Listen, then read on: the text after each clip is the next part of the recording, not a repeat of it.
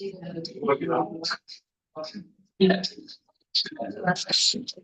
Last time we just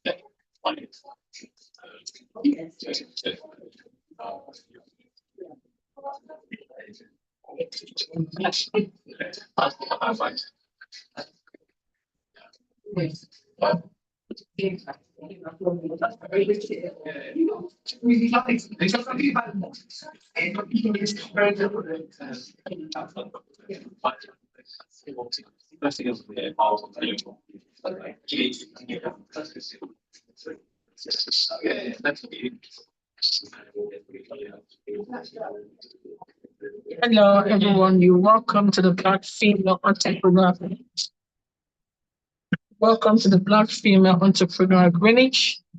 I am live here at the Black Female Networking event. We're good to go. No, we're hosting an important event today, which we will be talking about the upcoming BFEG events. Also, we have the guys here from King's College Cancer. I'll quickly take you up to, but today's event is actually focusing on women in business. We're also looking at showcasing some of the important root of cooperation, collaborating, working together in partnership, building a long-lasting connection with one another, and also promote what we do as individuals. And how does this affect our life today? And our highlight today is actually looking at the cancer awareness, which we have two speakers. One is a GP and one of them also from the Southeast London NHS. I will quickly take you guys to them and see what is on board. But guys, just stay with us, and we're about to get on into our program today, but I know everything is going to be looking great. Please share this on live, share it with us, share to your friends and family, and then I'll give you a shout. Before I go. Yes.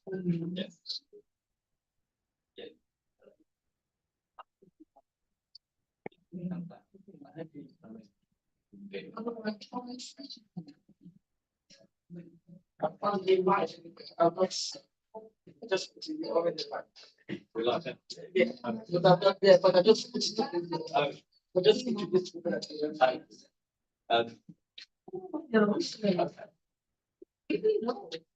How many people do you online? At the moment we have like 6 or 10.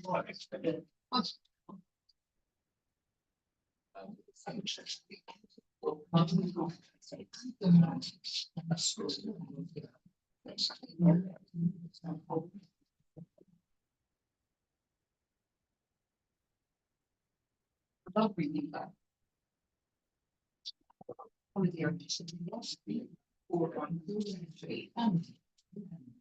Okay.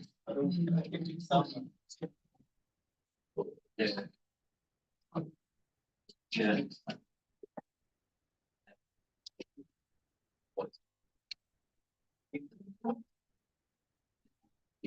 Yeah.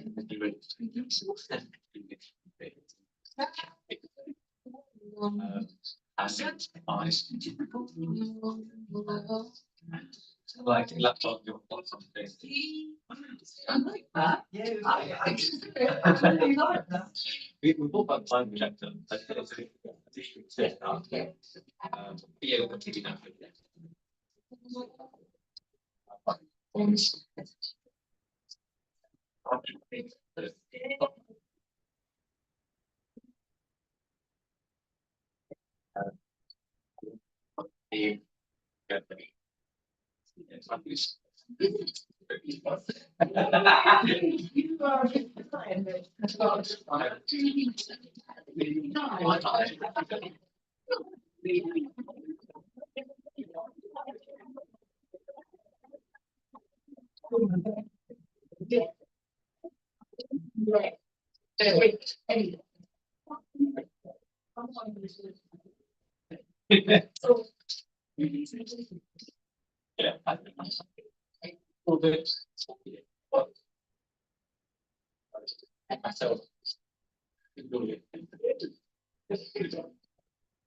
Hello,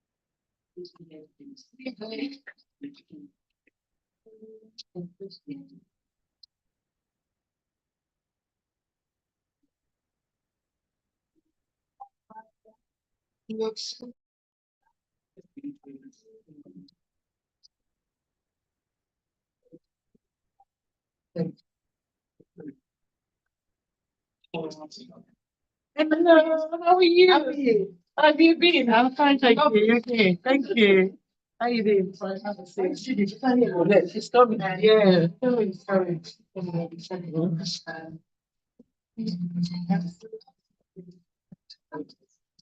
Oh, okay.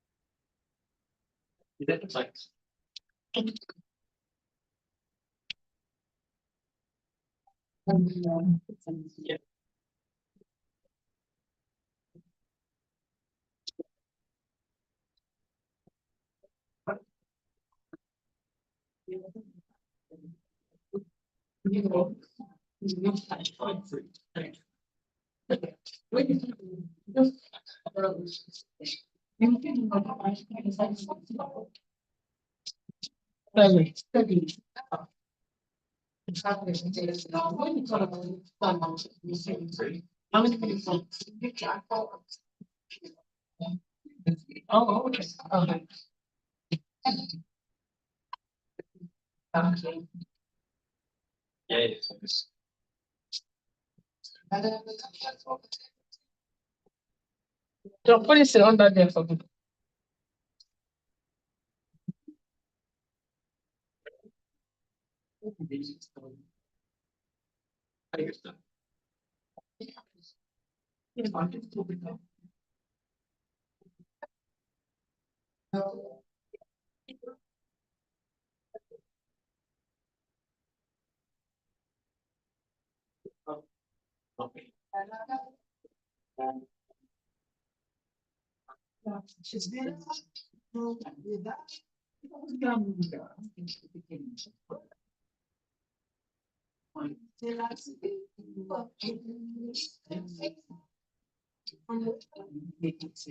Let's tea and coffee.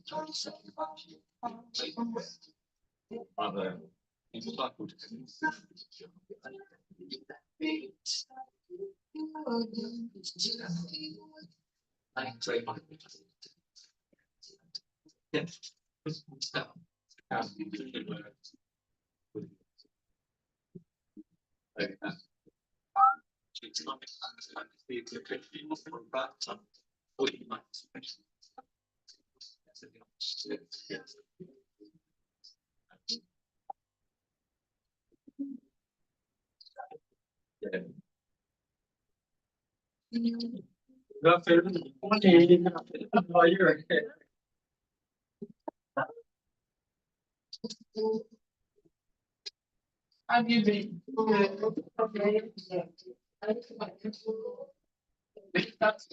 I know. We'll never have a good day for us, is it? Because of the working ethic. Yeah. No, I'm terrified as well.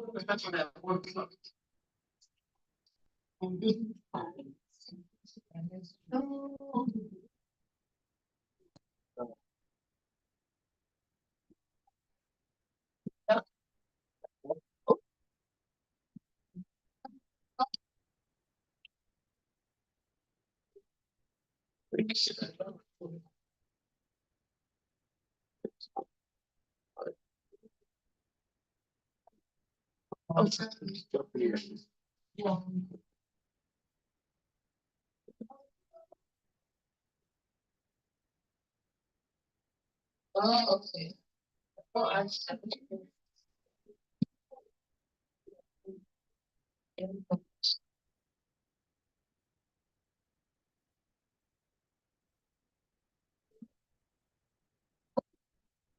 Good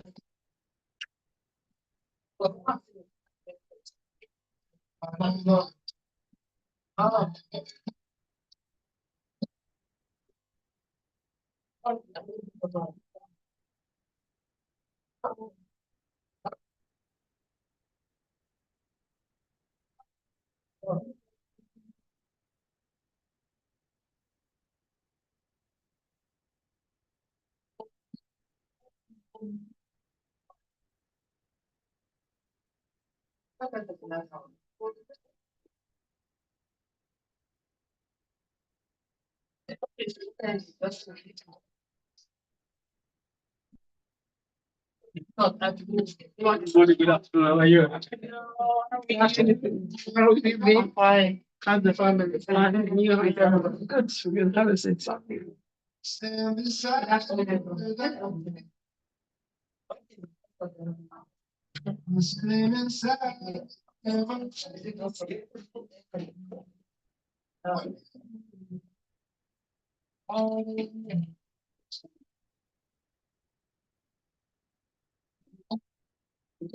Yeah. Yeah, yeah. See? I have to go now. Hello, sorry.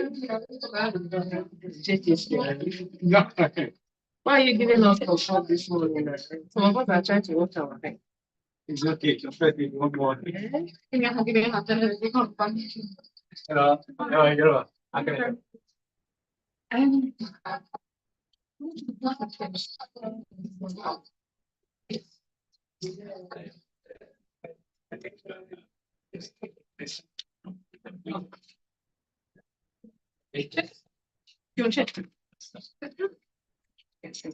Also, Greg Apple. Also.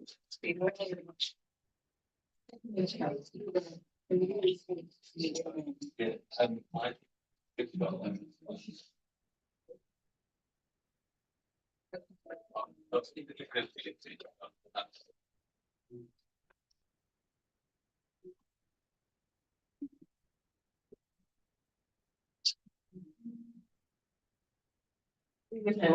that.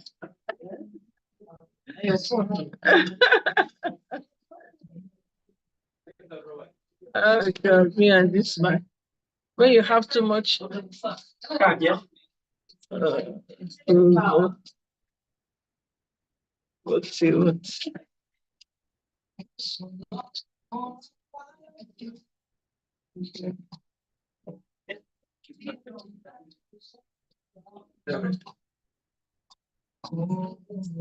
Yeah. Yeah, I think it's Yeah.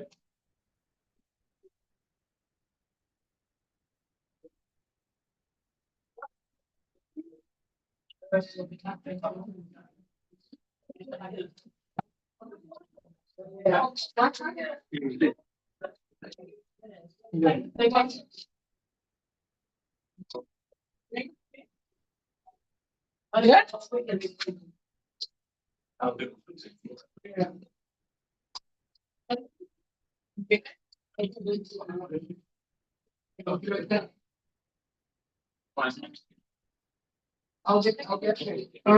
There's tissue. There's coffee, tea, milk, sugar. Yeah. Okay, thank you.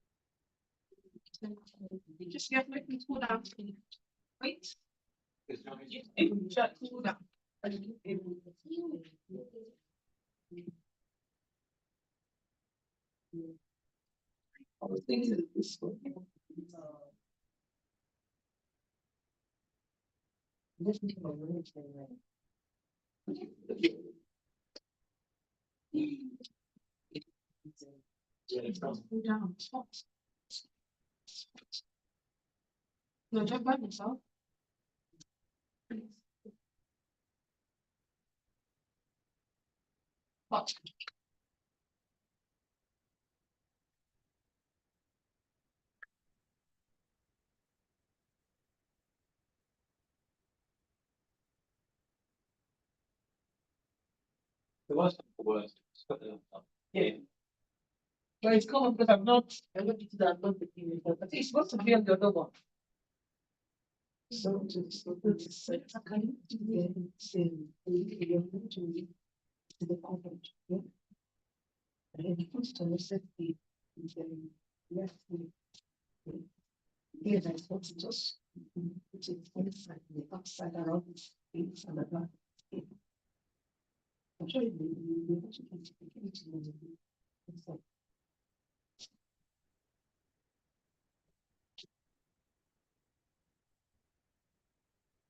You gotta. Yeah, this one, look. Yeah. This is 50 probably for 5 sticks, isn't it? You got to feed the Table was, sorry, making this use. This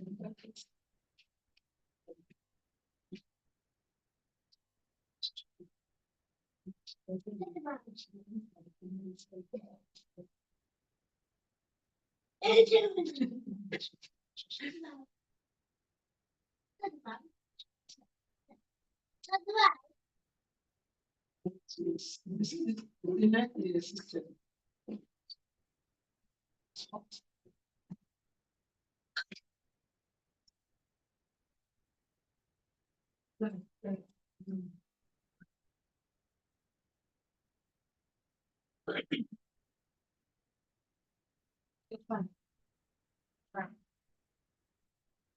Yeah, yeah, wait, sit down first. Wait.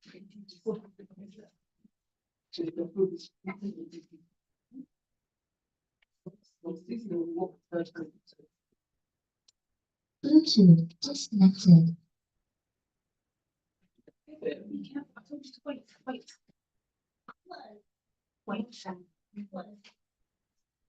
We have a couple of procedure amendments. We have 28 book. NS but we have to work. The latest.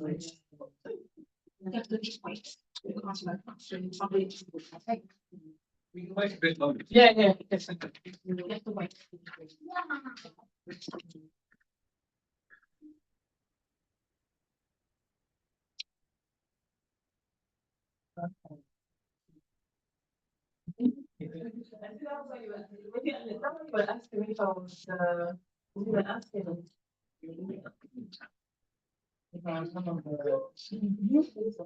Mine being on the. Yeah, yeah. Okay. You don't want to interrupt. Yeah. Is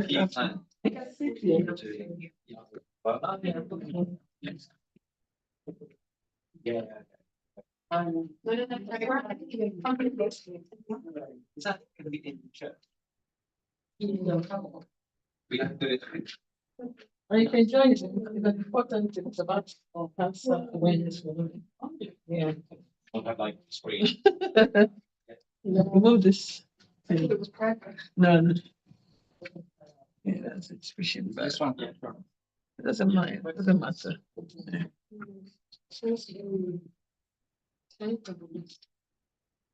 That's.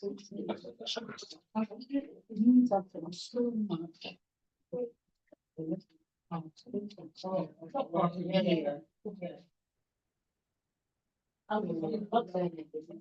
seen her for a long time. And she had a baby. Yeah. And then she was busy. Yeah, but.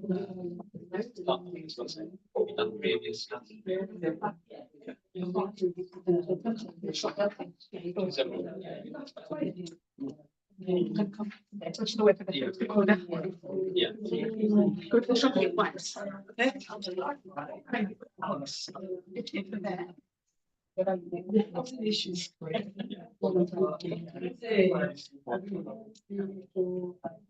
Which one was?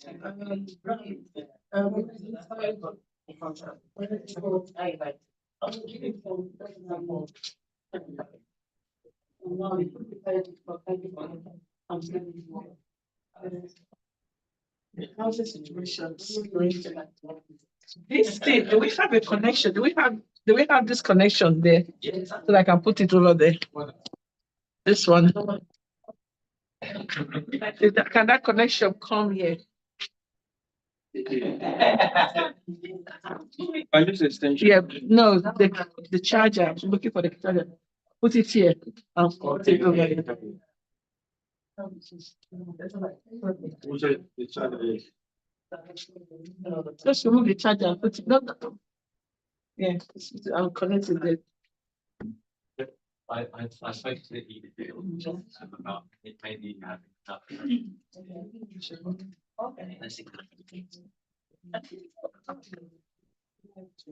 Yes. Yeah. I think it is. The last one we did just was little. So if you got that was what we said. Make it a miss, but people look after the man, the family. Sometimes some family don't know how to escort it, how to deal with it, how to talk about it, how to get support and help. And some people, there was a role play they did. I think it was on an immigration issue. So there's this. I think we were thinking it would be good to replicate that. So there's this family that's the came as the mothers, the students, and they had children dependent on that. And she was like, but she didn't know how to tell the children. And she was a single mom, and she know she died, but she could not tell the children. And she was just keeping it, going to work, doing everything.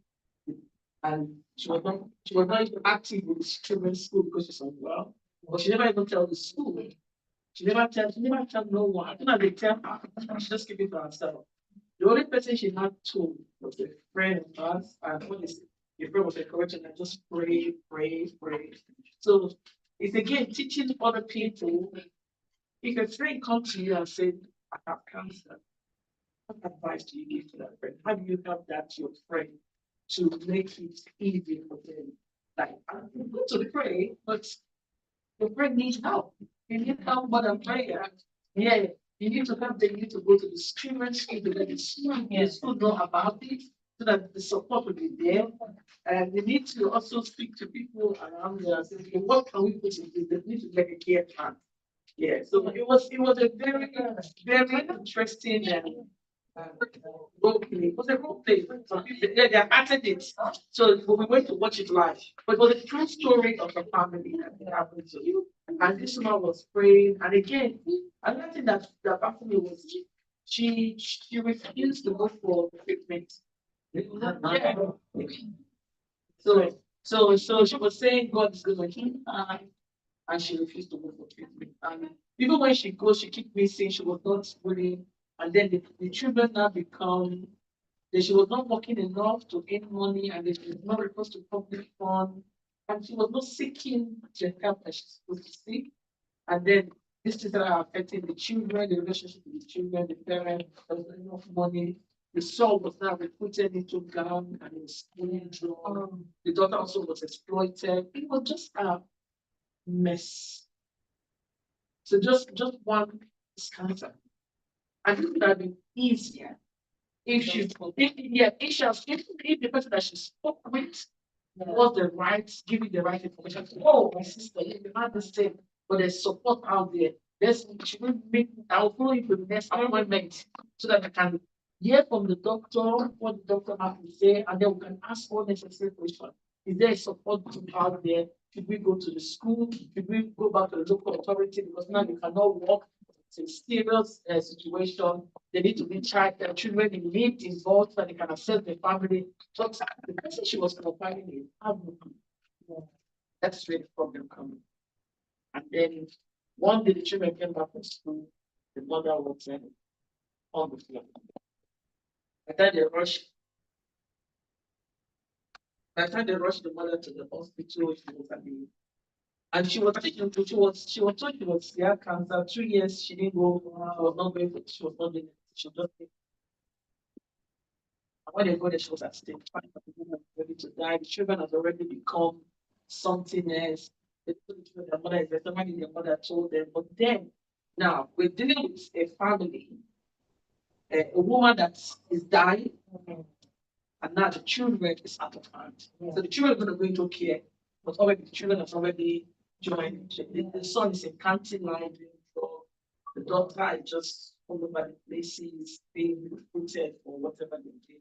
So it's now become like so now the woman died in the play, and then the dad was saying he want to come back, but the home office refused to give him entry into the UK. So that's it's this family. So even as we talk about this, we have to look at once you've been diagnosed, there it's important. Yeah, our community need to be educated on how to support people that say that. So that I watched that and I was crying in that place, yeah, because my sister died of cancer in Newcastle, but I was lucky.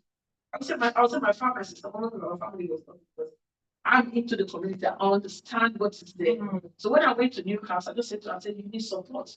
The first thing I did was to go to the children's school.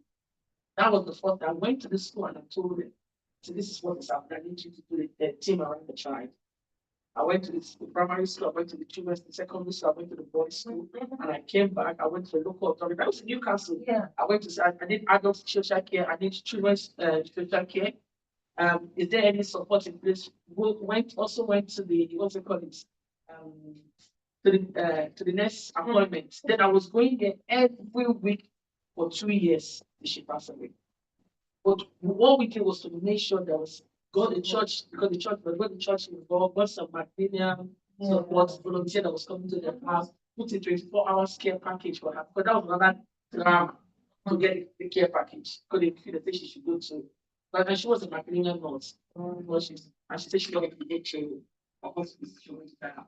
So there was a whole, but having our community actually know how to support people that will truly diagnose what support is out there.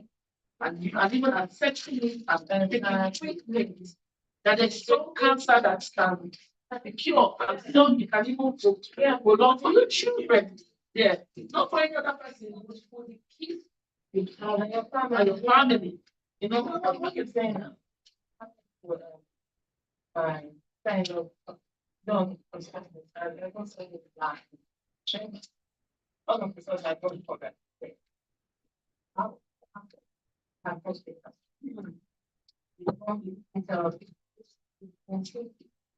Only on the program, they still have that period. The more was making that you don't know at all. I think maybe it had to be, I think it had to be. I'm not saying it's because of the $3 Yeah, don't yeah, like because my brother was saying that no, that should have only that yeah. But again, it's also bullying. We had the guy that I supported. He was complaining of pain. I said, go to the chief. Oh, I said, no. I said, you need to go to the GP. For even them going to the GP to even go and explain themselves, I said, honestly, I have to push him and push it to him a year. I'm sending you just to meet the doctor and explain this. He said, I'm going there, I've told us, you need to tell them that you need to, as I said, you need to tell them you need to do hospital like that. Because I've done this, I was like, he said, oh, I don't think I have to. No. So that, just the fear, because I've raised that with him, he doesn't want to. So, I said, I cannot support you if you don't listen to it. For me to be able to support you, you need to listen. I said, I'm going to do it. We're going to do it together. It's not a journey for you. We're all going to do it together. They said, now, I said, the pastor pastor, this is your account. You need to. This is not Africa that say, okay, you will pay for the treatment. This is free. 4 years. Why can't we went in there and we hold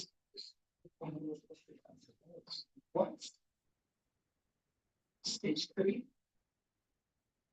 So we have to go when we go to the GP. Then if we went to the hospital, I think he was kind of arguing with them. They're not able to. The doctors are not able to communicate with him. So he came back and said, "Everybody said it's possible, but he doesn't believe it. He's believing." But I said, "There's no believing for me. It's cancer. It's cancer." You understand? It is God that makes those doctors to have that wisdom. So because he knows the sickness like this is going to come, that's why they have those doctors. You understand me? So I am the next appointment I cannot go to it. I will tell the doctor you're going to have a phone call. So what the next appointment, the doctor was so nice. You know, and thanks college. They know. Sister Thomas, guys, was so much patience. Honestly, I raised my hands for her. So much. So we did the 3-way call. I also had to reach out to the family in Canada to be added to the call. So we had the call. He was there. We called her and the doctor was there. So they had the decision. We asked for the necessary patient.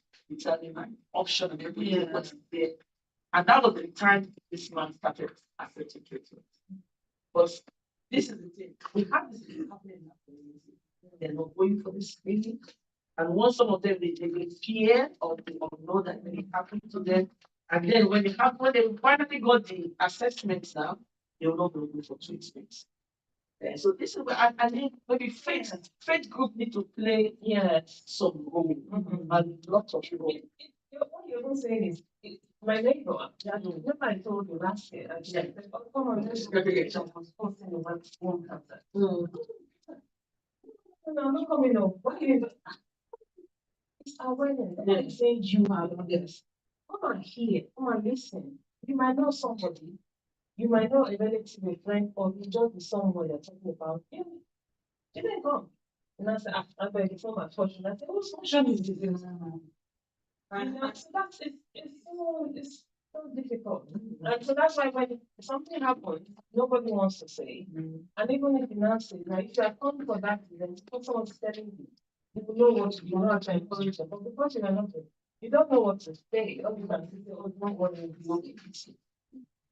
It's going to be fine. Yeah.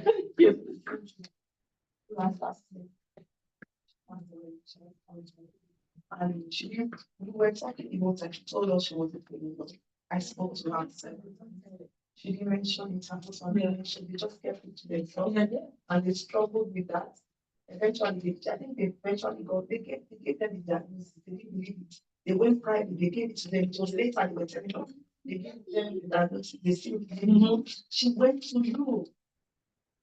She went to Europe because they have this fear of conspiracy theory. That maybe they're trying to steal. I'm like, what's that? And then she died. And she had a very aggressive one.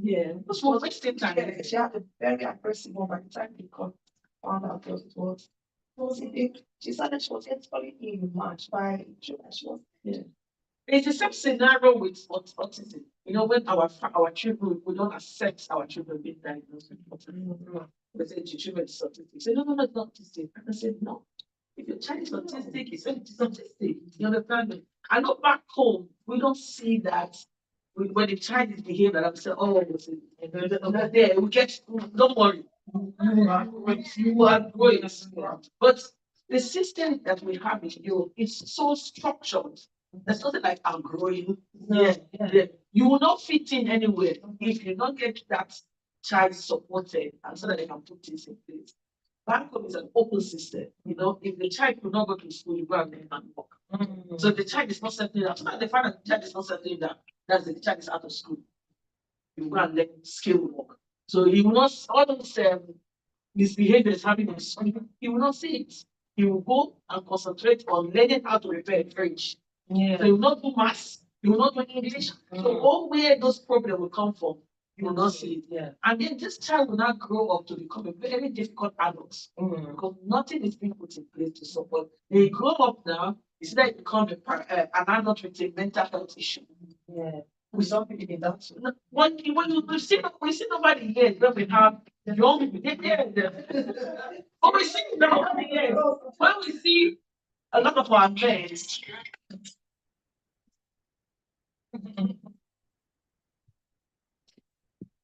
So there's nothing.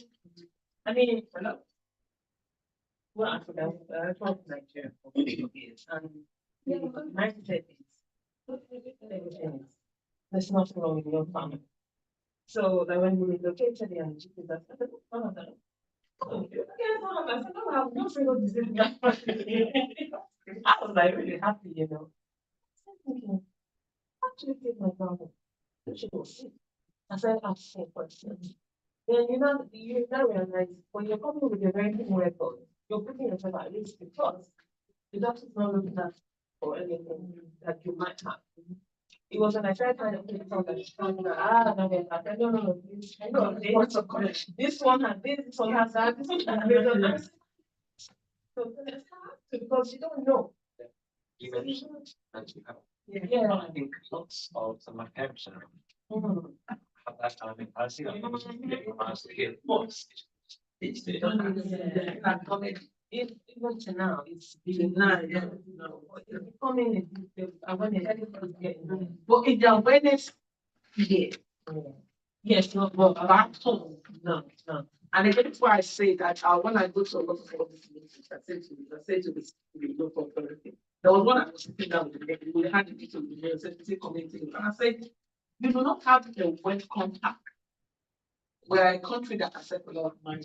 We need each local, each borough need to have a web contact. Yeah, when people come in, do it monthly. Get a department that will do it. Either it's the educational, it's the informational, it's the cultural thing. Once every month, just get people. If you know you just arrive in the borough, people are just there's some people that are even been that have been here for so many years, they don't have a clue. So invite them there and just tell them the age set. This is what is happening, this is what we have. So we did something now around the malaria.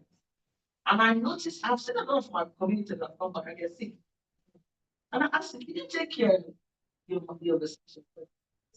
I said, excuse me, so you would travel from here to Africa, you don't take malaria, don't take yellow fever. I said, typhoid, tetanus, cholera, what's the other one? Hepatitis B. I said, so you just go like that, expose yourself and come back. I said, with all your certificate you get in the degree, I said, you're surprised. And I said, okay.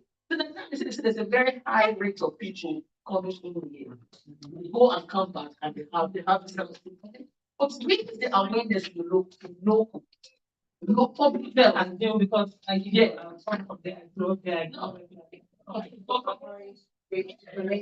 Yeah, talking about it. So recently they said I said the awareness should not only be not only do something, they don't know anything. Even children go to schools, give the presentation, they will not tell them.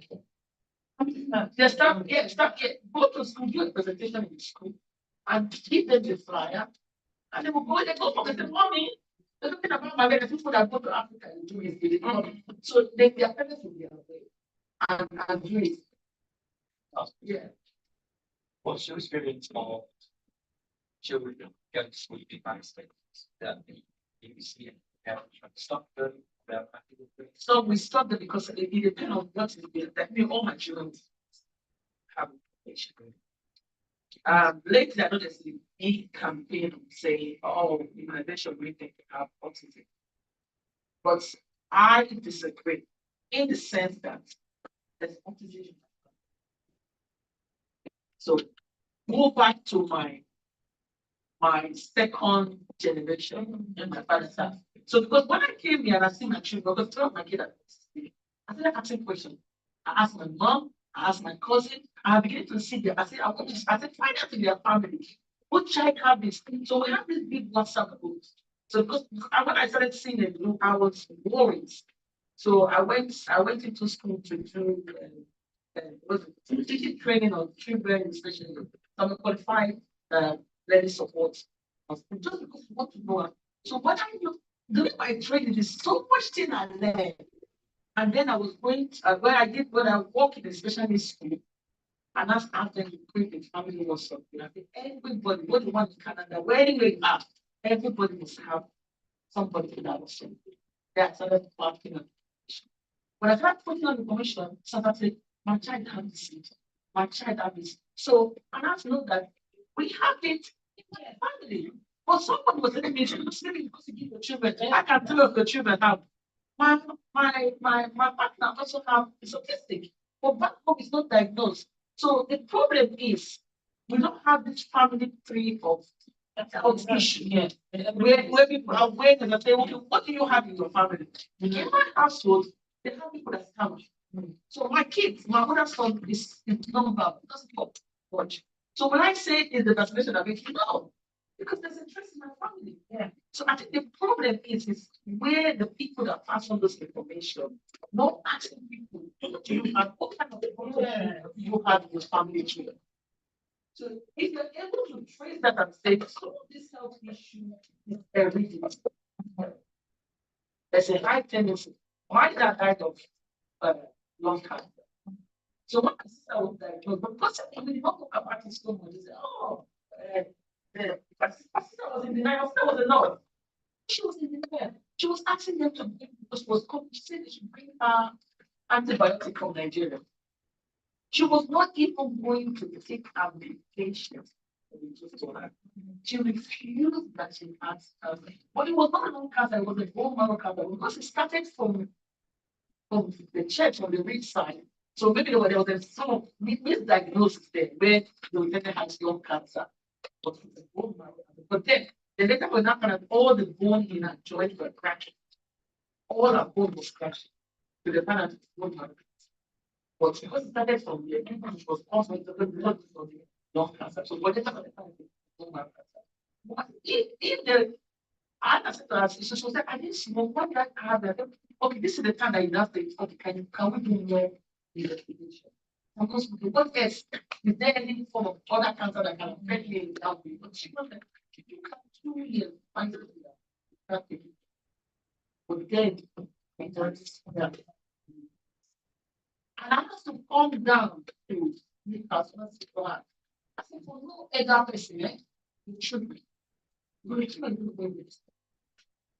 You don't want to spend time to be part of what care from. I think what this kind of treatment that you will still find time to stay with you. You will still be part of it or make a decision. In the future, we will not care about you want your child to go. If you want them to come to me, if you want to stay, whatever you want to do, start of the decision making. I think, but if you don't start this treatment, when they stay on you like this, 2 weeks, 1 month, and even 3 months, they will come up. That was what I started. But I will be used to answer to you don't not die of cancer. Why are you in denial? It's in the family. It might be in the family, so we don't know.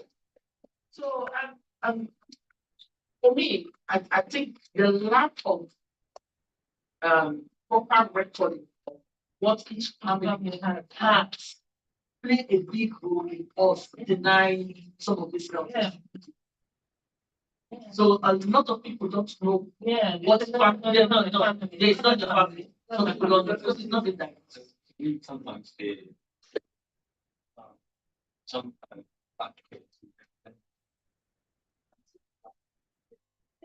maybe they don't know about it. Yeah. And some of them have died of cancer because there's no way to treat it. Yeah.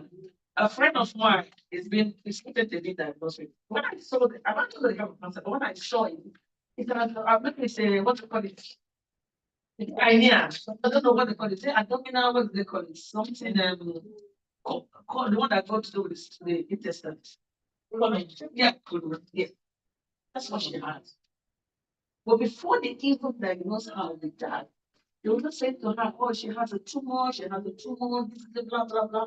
It was later on, but then it was too, if I show you the picture, it's horrific. But it has gone too wide.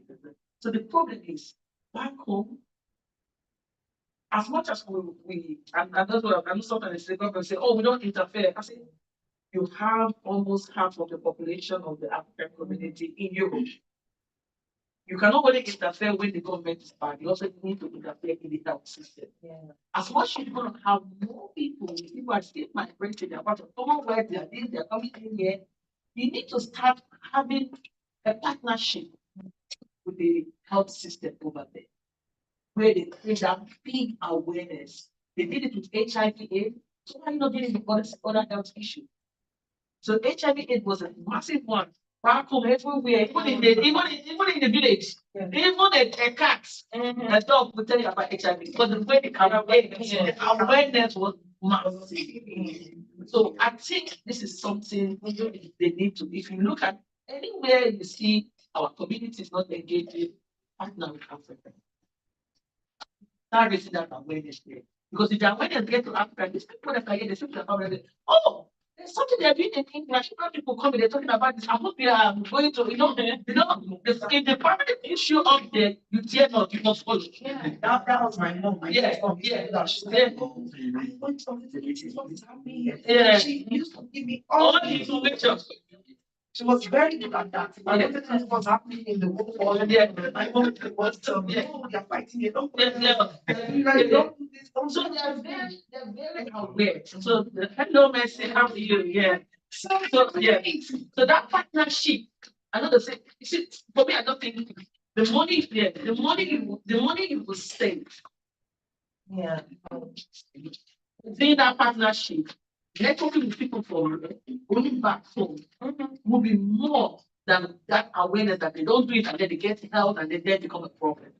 But you know that because message from home is like a thunder strike on you. Yeah. So back when I tell you go and don't do this, people just run all around and they do. I think that partnership needs to go. Whatever you think is not happening there, Yeah. go back. That's because they're going back there. Their family is down there. They are the life, why would I call it, the breadwinner of the home. And their family will not want anything to happen to them.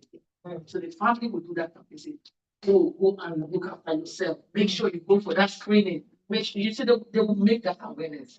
But it is important. If anyone they are not connecting, and I think that family history is key.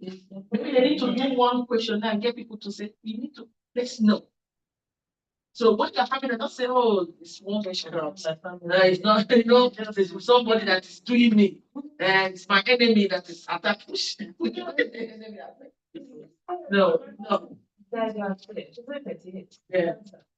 At the time I heard, it was like 3 weeks before she passed. I'm like, I don't understand. That's too young. Yeah. Oh, the brother, the husband, they carry her from one place to the other. They said, I'm not okay. Oh, because I know I contact back about this thing. Then my cousin, I was really upset, but at that point, I just didn't want to be upset. But my friend, they checked the record. Apparently, when they came, they told them this is their mission. Said my son. Yeah. Took her to Lagos and get another dad. So going up and down. Time Wasted it. Going up and down. We were talking about that one, so I had no treatment. Mhm. By the time I brought her back to UBGH, I got whoever to Yeah. Not that she had 2 young children. See? Yes, they told me the doctor that initially did it, and they said they refused. The husband said she and the husband, like, father, my brother was like, can't get it, so the other brothers were in the US. They said no. They're not taking it. No, it's not. The right. I get a doctor. Yeah. I think they told me they just keep it to one side, refuse treatment. Like, yes. Why do you think? Why do you think? Why do you think? That much? Because like I said, she feels she's young. Second of all, it's like, it's just cannot be done. Just the person. Yeah. I don't trust the system. What happened was she was pregnant. So she actually lost the baby. So they felt maybe during the, because it's not that they have to do like some operation or something. That's where the issue started. But that was when they had detected and she got, cancer. And it was like, no, it's okay, maybe the whole pregnancy was difficult, blah, blah, blah, that's what happened. So that was where the issue, because that was what they told me. Yeah, I don't understand. But it was during that period, the whole thing was so she might I'm not sure. I couldn't believe it. I just went on. It took her to finish the same thing. By the time it came back, it was gone. There's no amount of treatment that I think it's the fear of they don't trust the system. Some people have bad experience with NHS, which are probably resolved. Some people have bad experience with don't read a lot of things about what they happen, how they use black money for GDP to do what they did. I think that trust, is not there. So you need to see, and sometimes it works in when you say the way that the bad experience is coming from our own black doctors. That even makes the whole trust collapse. So when you go and you find that it's a black, not a black doctor, and the way they treated your faith in the system is shot, it's gone. Because not you think, oh, this is someone from my own community, and they will look after. We see some nurses that you just is it midwifery you go to the hospital, try to have the way they treat you, the way some of the nationals treat you, like to treat you. Well, we know we have a problem with racism, so okay, maybe they treat you because you are black. But if it's coming from a black boy, that even makes it worse.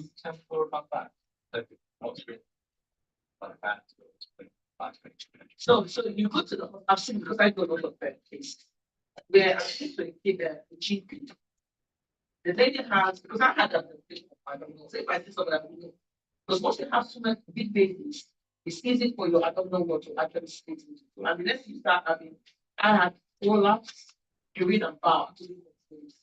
And the midwife that came to my house was telling me that it's because of what I'm eating.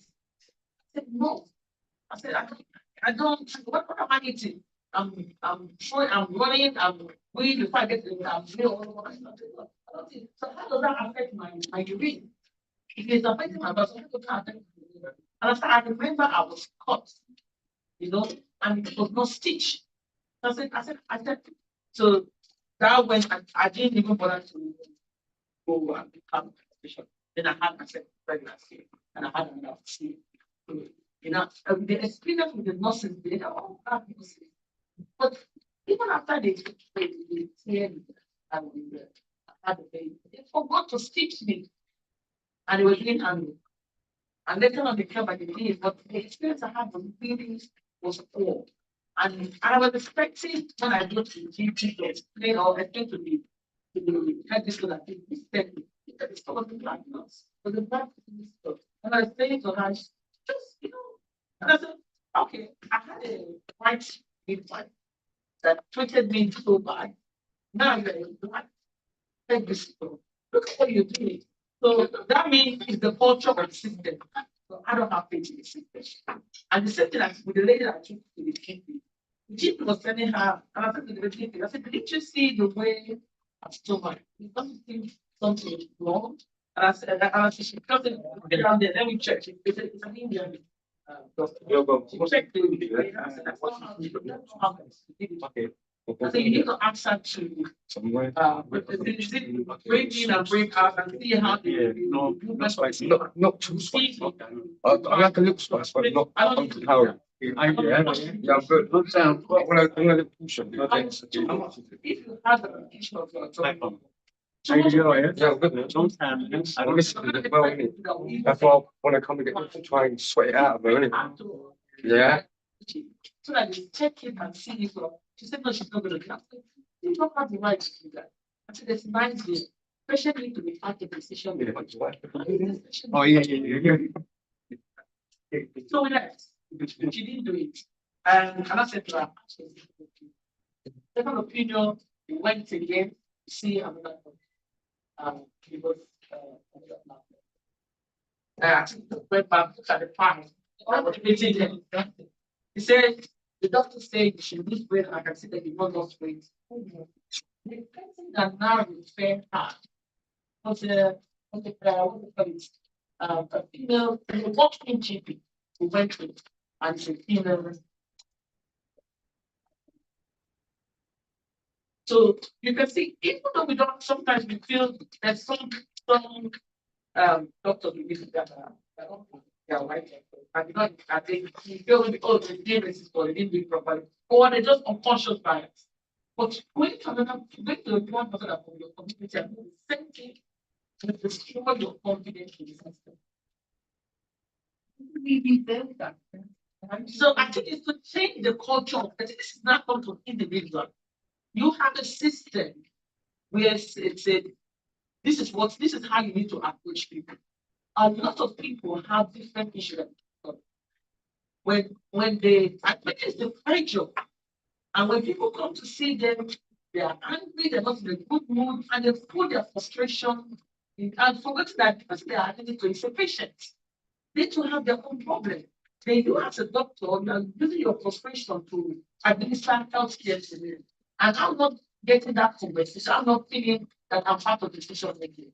So you need to change the culture of how people uh, uh, interact with patients. And if you're a GP, refer. This is where the problem is. Most times they don't refer until. Then you have that problem with receptionists that think they are doctors. You know, you try to book an appointment, they keep asking you, they're asking you questions, and they don't get personalization. And now it will not get what personalized it's inconstant. They keep asking. Sometimes it's the culture of the people that are responsible. If you can change that and in the approach, you need to have a pointer approach. That is where the problem is. If you're able to change that, then I think people will start having to trust the system. Give people opportunity to ask questions. But sometimes you go to the GP because they don't allow you to ask them. You don't believe that they are you know that the scientific act that to reach doctor. So they kind of the magic. They're only one question. What question is it? One way turn off the See? They have to. Yeah, so what's the problem? Because it's a language barrier. Some of us were not very articulate. Yes. Yes. Okay, your time speed and bit by time, bit by how much it's trying to do. Like a Yes. So I think where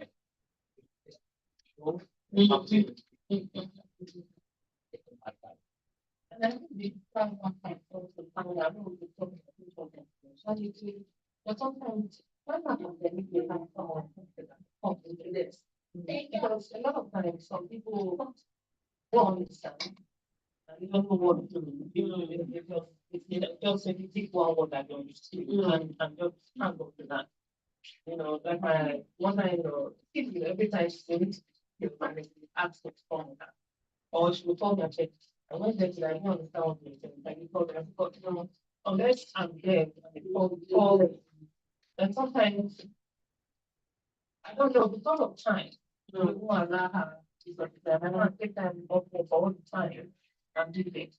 But I think it's also time, this your like, especially, because that's all. Don't remember nothing. You can't remember because your mind is somewhere else. So you need that extra support. And then when you come in, it's almost a phone to you know. Yeah. Oh, I would say, but I've had that experience. Well, I think it's, I'm still going, even though it was truck service, I'm still going. I know, I think Because you understand that it will the system work. yeah. Some of us, because of where we come from, the system never work. Yeah, using technology that you don't know. Yeah.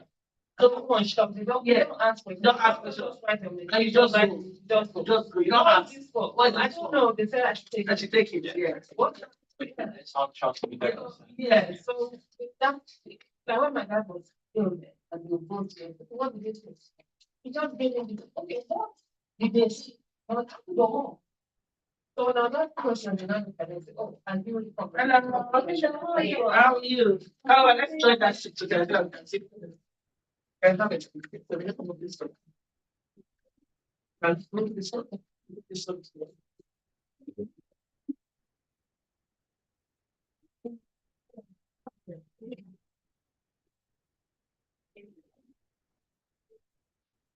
Let's move this one. Let's move this one.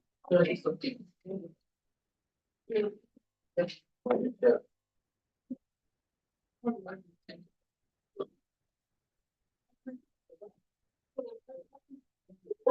I have to look at the. I agree. Oh, no, I agree. Honestly, because my dad, he lost cancer. Yeah. My dad got cancer. Yeah. I just find a lot of people don't feel confident. One clinic, yeah, but I think it's 3 to 5 minutes. Yeah. If you've got 5 things, you've got 5 doctor's appointments. Yeah. How much time is it taking up? Yeah. In one session. Yeah. Yeah, it won't be so many points on people that don't have one.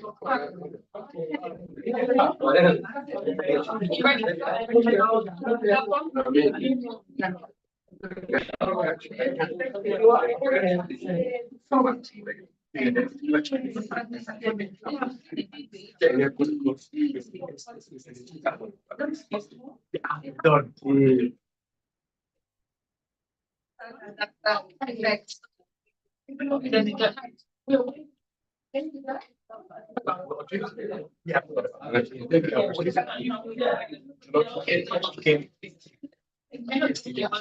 Yeah, so, okay.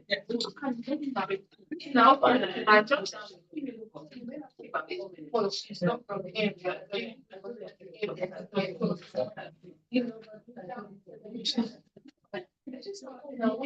But I don't know.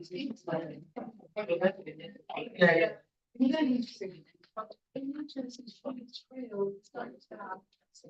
There's no confidence. And it turns, and you're like, you know what? If I face it, I face it. If you're a second age and you look back, you know what? I know you had a victory before. Yeah, yeah. But do you have a pen there? I was listening to everything. It's so interesting. And I've got a bit of like I'm a bit passionate. My dad was sort of myself. But I agree with the whole GP not really paying attention. It's sitting 24/7 to refer you to their own department.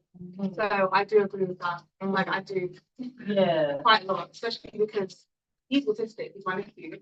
And in African culture, it's not really seen as your.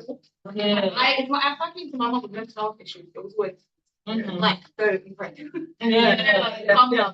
But I think it's important that people realize it's not just go pray, and mental health issues are very, very important. Yeah. So yeah, it's crazy because I'm starting a course in SEN training. Okay. Because it took a lot for me to understand him in general. Like when he was on verbal and I think he reached the age of like going on 5, then he started to talk. But it took a lot for me Yeah. you know, because my mum looked at him and was like, why is he not talking? Yeah. You know? But yeah, I agree that the name of Jesus. Yeah, that's it. I pray but I have to go for that training with my children for me to actually understand it. If I've not gone for that training, I wouldn't have had what I'm doing with that. Me, can I just talk about the GP? It depends on the age you meet on the day. Yeah. Because some GPs, when you meet with them, there was one I met one time when I was going through a lot of stress. I was stressing a lot. He kept asking me, what is do you have any other thing on your mind? He gave me time.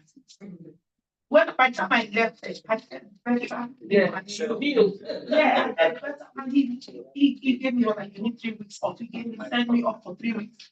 It was not that no, that's what you mean. Some people are some doctors, you can see them, you see the patients. They're giving fine. They're giving fine. But I'm telling you, there's some doctors. Yeah, some doctors are that they use that. I don't know how they do it, but I've met some doctors that have been like that. They ask you everything. They want to hear what you have to say, and they give you the right support that you need, and they are not expensive. I have met the one that when I finished with her, I met a meeting. I felt very little. But funny enough, the next time I went in there with my son, it was like it was not the same doctor. The experience I had with her with my son was she was brilliant. But when I came on that day, I was like questioning why did I go to this chief? Why did I go? You know, that's the way we go. That's how. You know, at the reception, they actually tell you that they get from already. I'm told as a doctor, but there is a difficult mother. So I'm you coming in, and I'm just approach a difficult mother, and I'm so abrupt and I'm everything, and I'm pushing it over to you. And then you're not gonna get anything. No. And the next question comes, and then the reception thing, the next thing. Everybody is telling you about the patient. When you're finished with it, you have two thoughts. That would be very, very recurrent. Yeah. Very, very.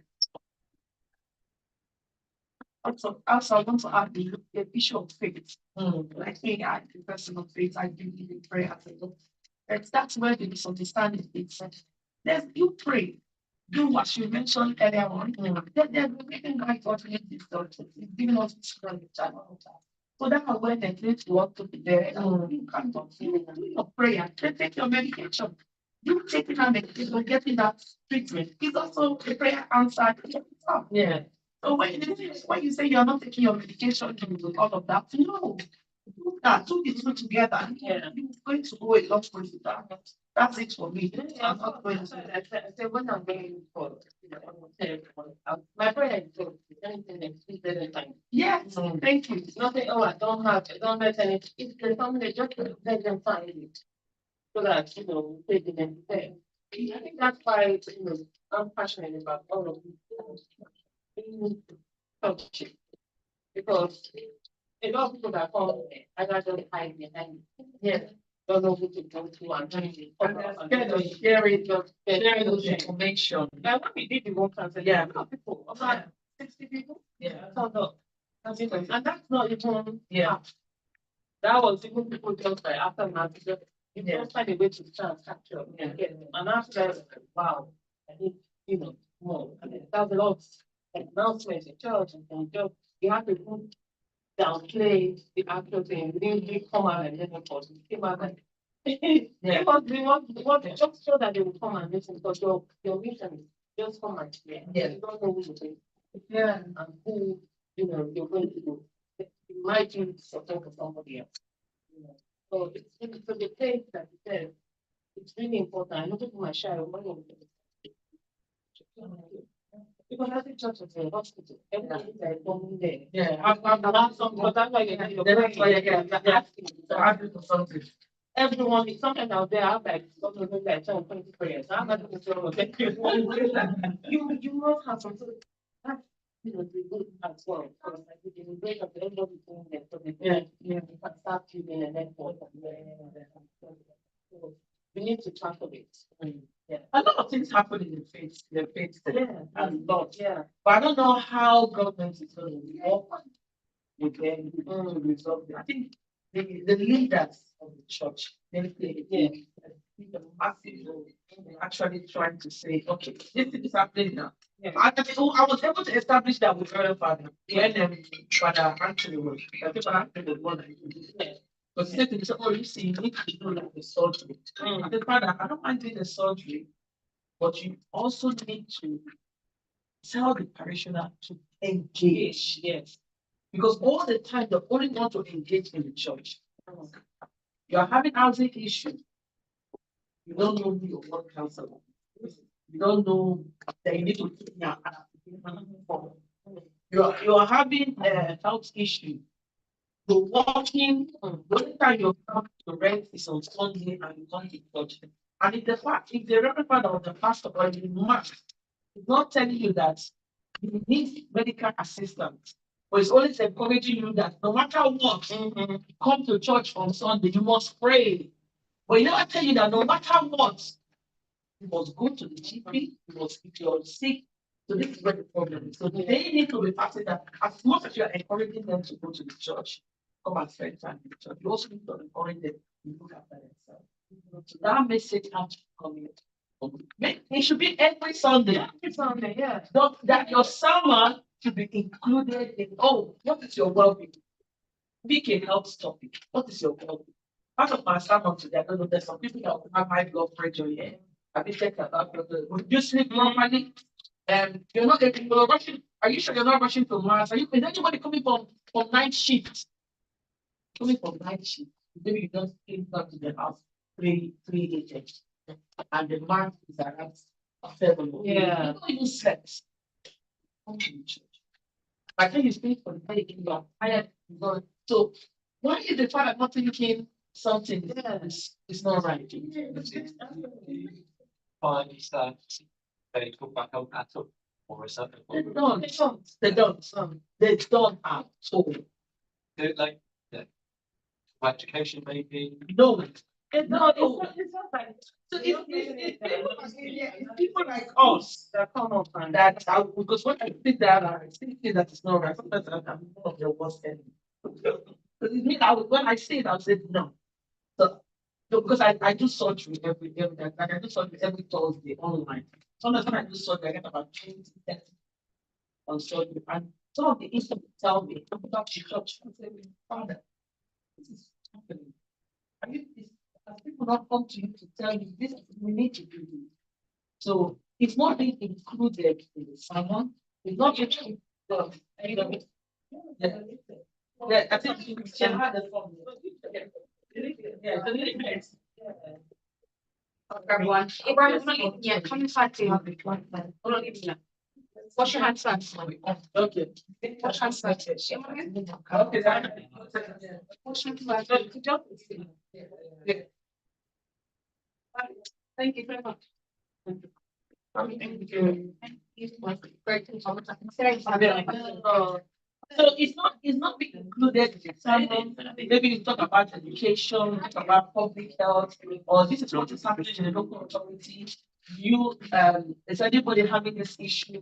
I think we tend to introduce that in we introduce that in St. Clair's. But some of the parish I go, Yeah. don't If you approach someone and said, "I'm worried about my health," what advice? if you did it, it depends on who you're talking to. Some people will say, I hope all is well, you know. So it depends on that person. You don't say, we have to pray, and I don't know where the problem is coming from. Yeah, but let's Yeah. all these men, the pastors, all these people, the church leaders, they are not medically trained, or they are not even feeling comfortable of talking about medical issues. So what is only needed is if there is any challenge in that is going to be given the funding that every denomination or every church or every organization, they have a topic they would request on a monthly basis that someone goes there and teaches them about cancer awareness.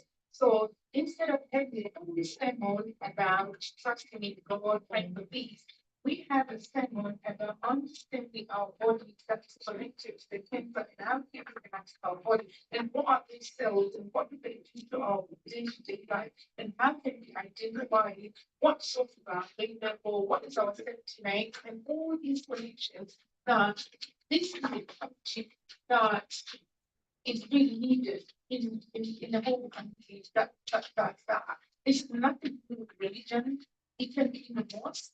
It can be in Buddha. It can be anything. But Which one is there? But they ask, they answer. Anybody should do it. The other means. So I don't know why, because the Black organization, if you ask most people within Greenwich, that is the extent, even with the Caribbean society, Black people is the only estimate to talk about health issues, right? So it would be nicer if they could be the funding, the pot of funding that is available, that you can put something. Yeah, But then so it's more the contribution work in babies. Work in the church leadership, okay, church. is it the new one? That's new one that's what's it called? Christ Faith Tabernacle. There's two big cathedrals there. Yeah.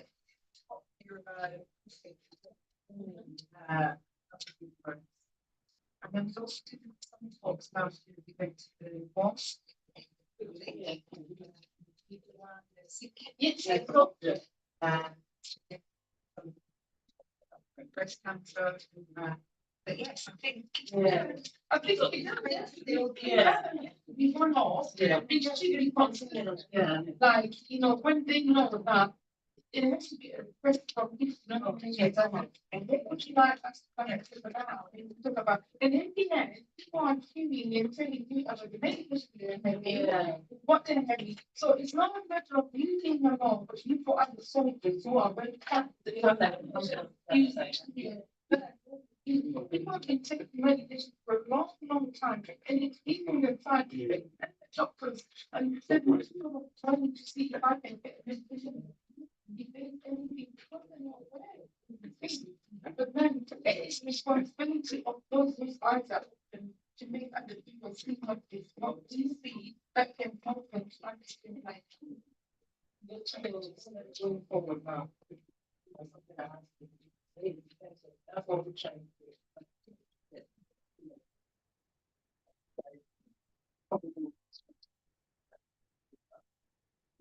That's what we're also doing.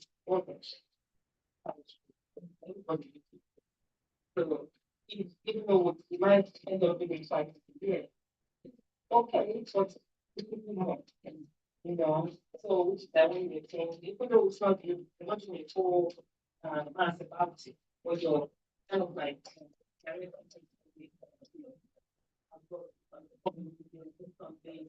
like every 2 months. But last year, Sunday, Yeah, yes, when it's an awareness, yes, because it's just awareness, it's people when I can, okay. If we have that there and that there and that can be started with it. I mean, some of the fake, you have a professional thing. Yeah. But some of the things like, but you know what that make me to know that my check and say I never forget that thing. Was it the glucose?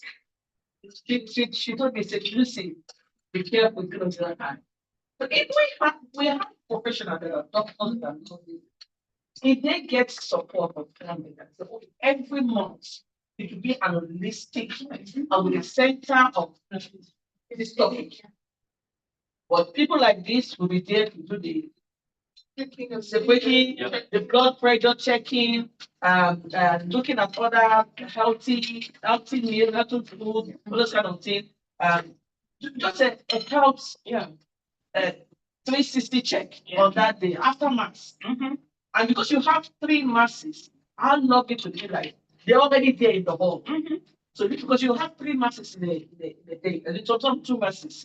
You have the one at they have 10 o'clock. You have 10 o'clock and you have 10 o'clock. So these are different. We have 4 masses. So if you have somebody, those group in there once a month, they know. And once every month we have a health check. They'll see people will come after the first month, they go in there, they do their whole thing.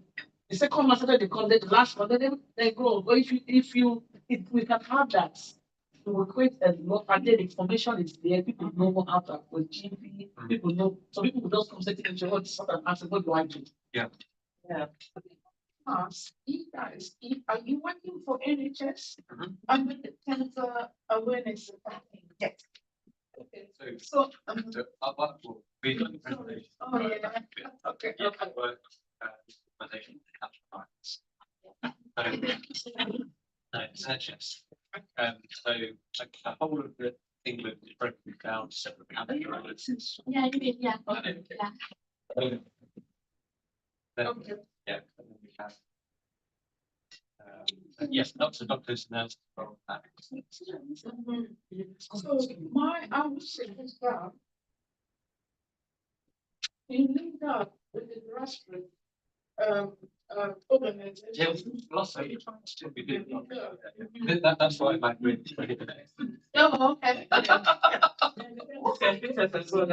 Yeah. And doing having that 2 events, I don't know 2 events.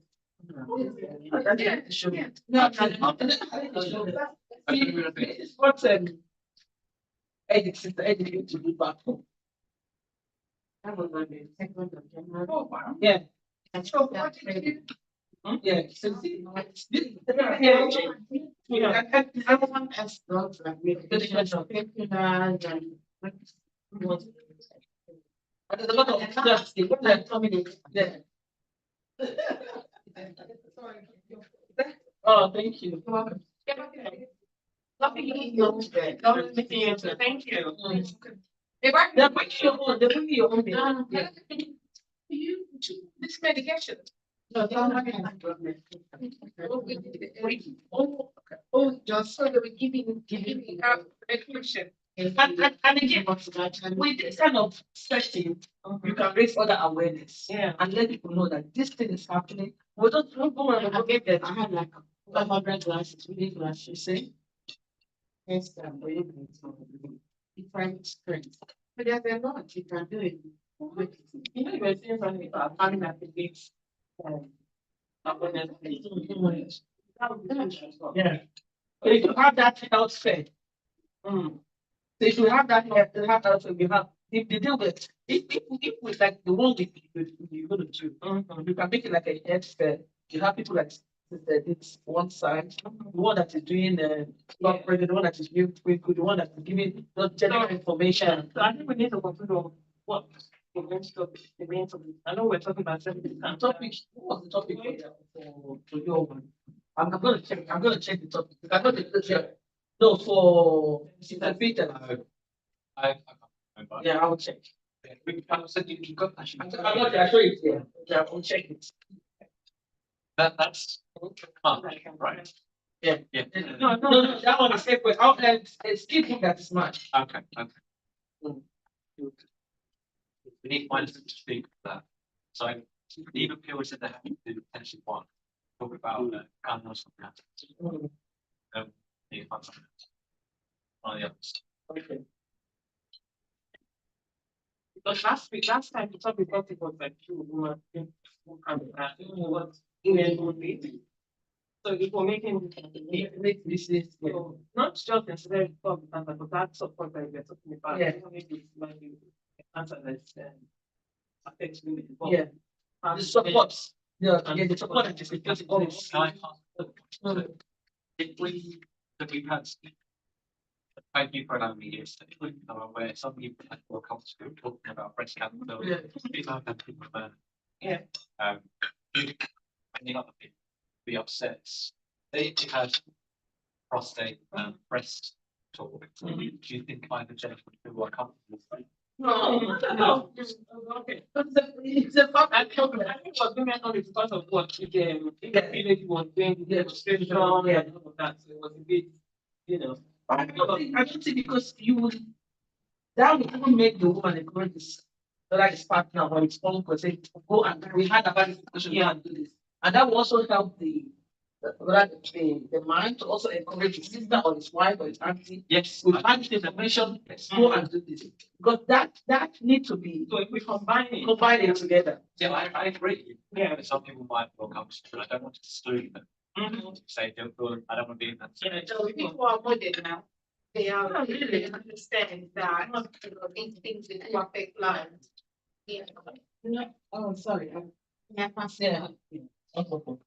Thank you. I'm just sitting. This is more about like after we eat Yeah. stuff. Yeah.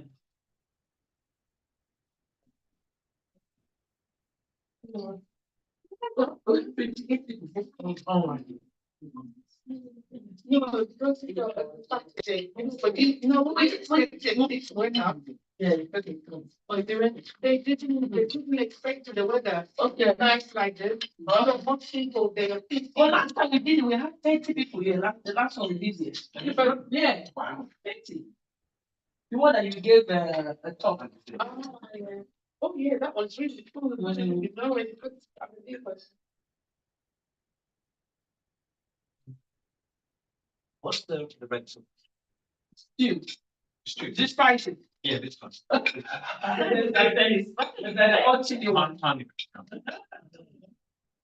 is really lovely. Thank you.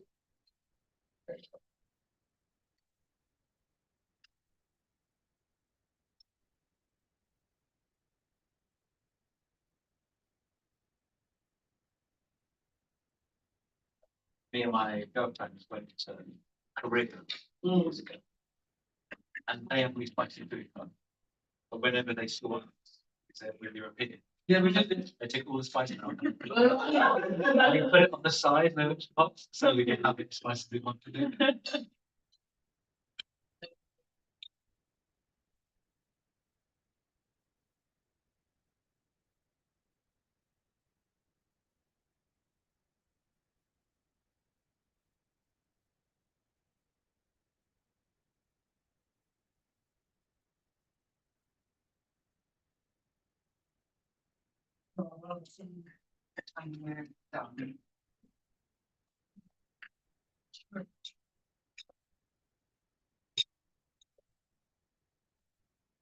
That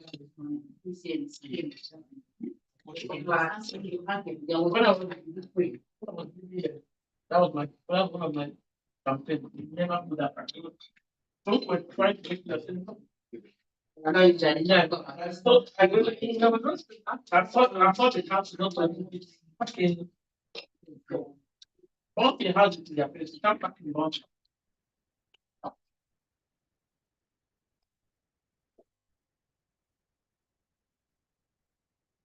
I think we can't do what I think it's what we're extent of the game.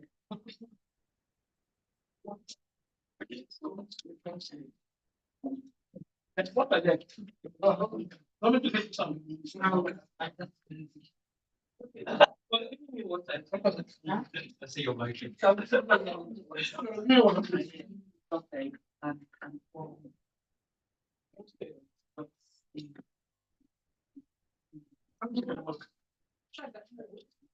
The what to call it?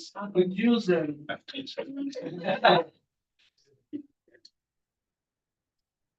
yeah. You mentioned that. Yes. It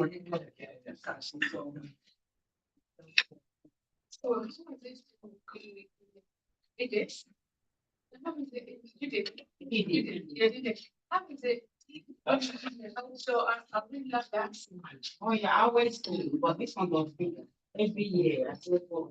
So you really want to ask another. Yeah, so, but this time we're doing something we can do. Community over here. So, what's this guy? He's not so much, but he has, like, you know, like. I can make.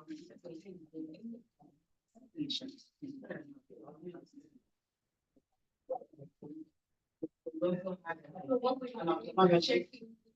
Blood pressure, malaria, how do they do malaria screening? They're not free. It's a pretty gold. Yeah, problem, see how. How invited. Oh, okay. Why did you here in this country? I don't know. I don't know. Community health. Malaria. Yeah, I'm trying to see if I can find my key. So the ones I go for that for blood. Or the malaria one that became it from yeah. I was actually when I did that show. No, the 19 prayer the loan. The South Africa. Oh, prayer. Oh, that's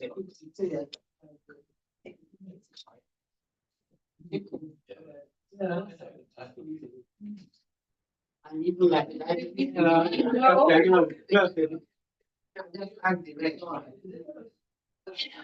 How are you? Very well. Hello, everyone. Yes, I love mine. Thank you.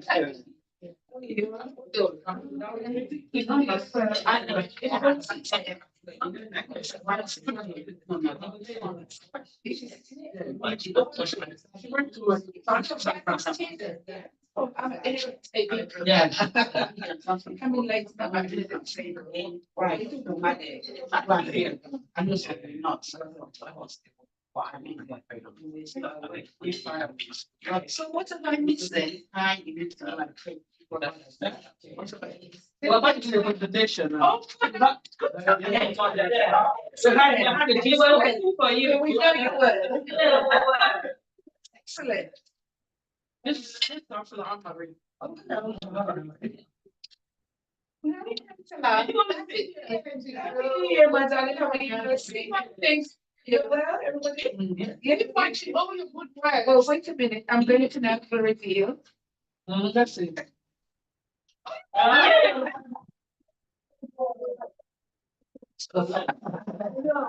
There's, I need this. I put this on. I thought, oh God, did I need this? And it's not. Yeah.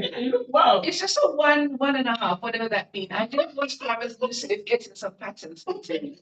I love time. Yeah, time.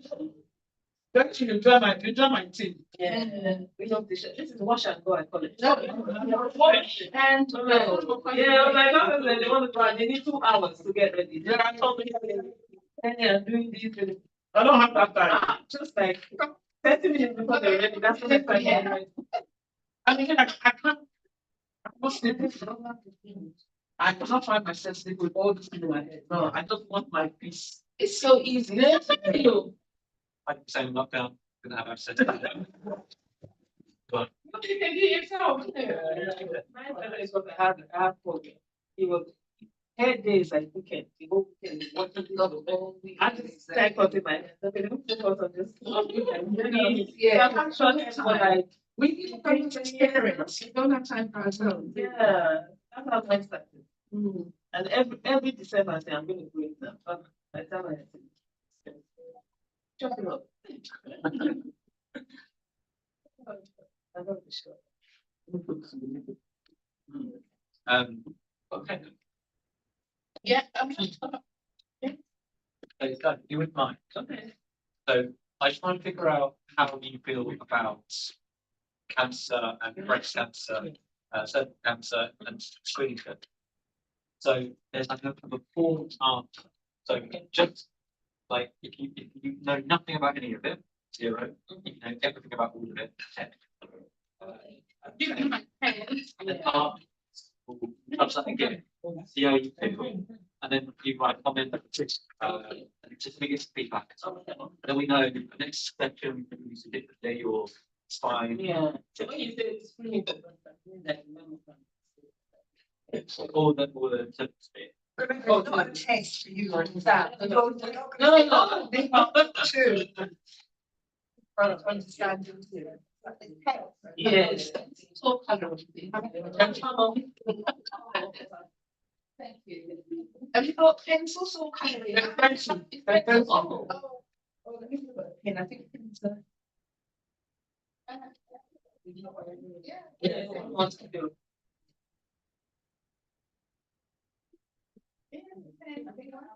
Yeah, yeah, I don't think it's thing.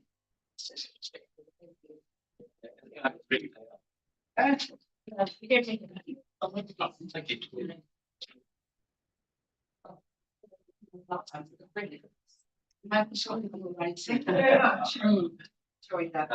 then the other question on the table are about breast cancer, about prostate cancer as well. Yeah. Oh, it's not. It's like this. We don't have one thing for everyone, maybe. Let's just certain cancer information as well. If you'll take anything about it. Okay, so we're not being. Before and after. Yeah, just you know, where it says 4, Yeah. that's the only one we need to do. Okay, we do the rest of it. This is one at the end. We're going to get a scare. Let's use the things. No. Oh, it's okay.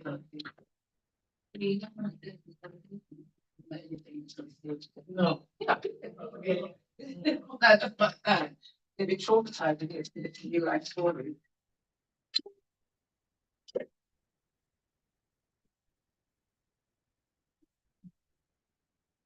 I think, yeah, I'll give you guys a mind about.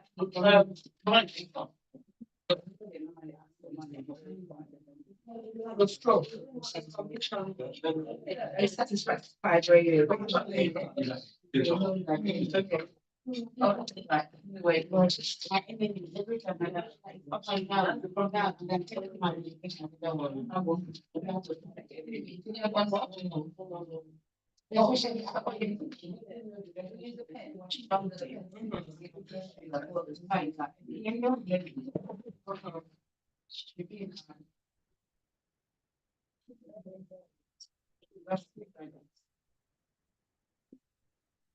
Yes.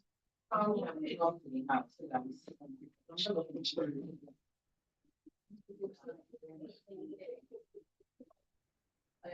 allowed myself to spend more time. With no content.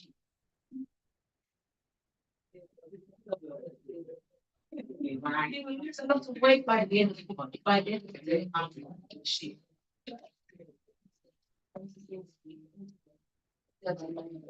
If you don't take it away.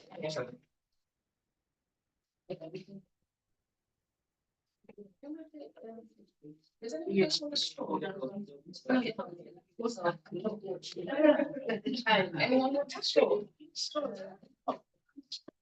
Yeah, I have sensitive teeth. No, if you know this is not my kids, I'm gonna be told. Yeah, besides, yeah, thank you.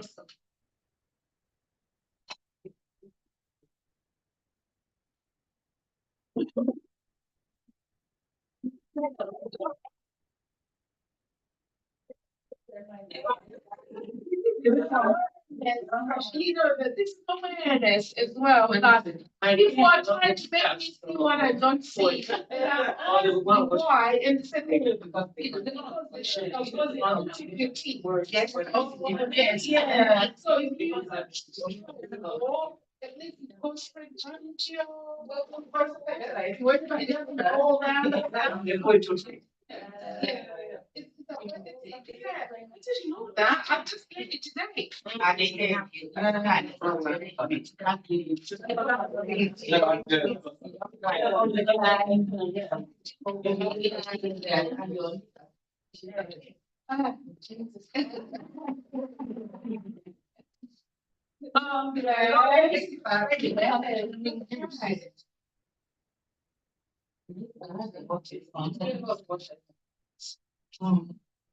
It's flavor. It's not actually like cheese. It's flavor. It's a new brand. You know, like you say, yeah, but it's just flavor. It's not actual. Actually have some. Just the good.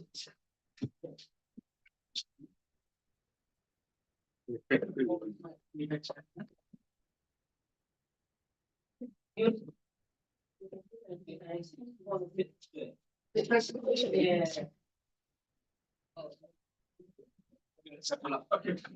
No, I'll go there and turn down the, turn around the chair. So when you are like the secretary. Get presentation. I'm just listing that in. It's just called, isn't it, the.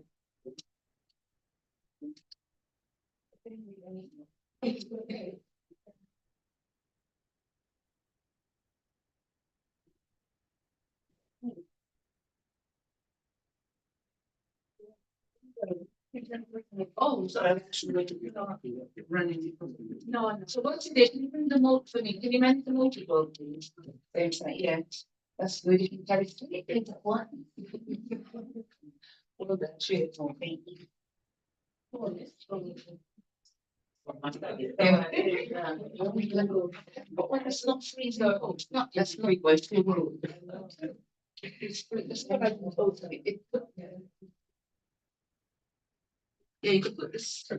You can put that back if you want, and then this one is not. Yeah, that's it. But to be honest, still cold, but it's fine. Not as cold as that one. Yeah, in the fridge. It's cold enough. Yeah, I might have to back in a minute. I know some tricky bit. I know.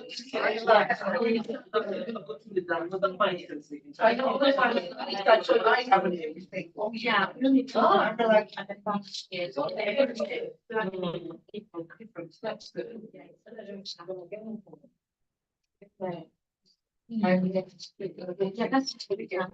This is down on the see you. It's kind of easy. Yeah, we got it.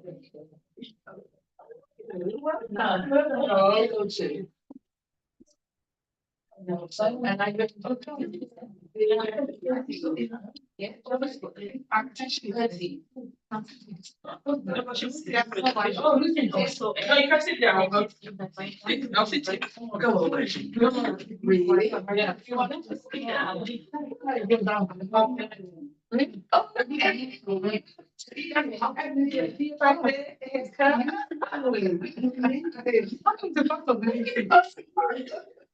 I didn't see you coming. I'm like, we're talking, that's why. Oh, you two make me look good because I got here about 10 minutes ago. Oh, even. Oh, nothing yet. Oh, okay. Oh, you're here. Oh, yes. We're trying to fix it. Oh, I have no doubt as well. Leaving it to dry up. Yeah, but there's no as well. You know, that's something. I need to want it to dry up. Okay. Or she can go. It's a glass on the floor there. You got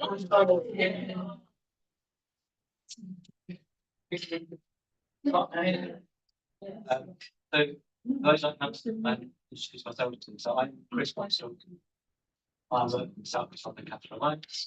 I'm Caroline Collington, so I'm a GP in Greenwich in Charlton. And I'm also a role, I'm the GP lead for cancer across Greenwich. So I do education and trying to learn and give feedback and work with Chris and this. So,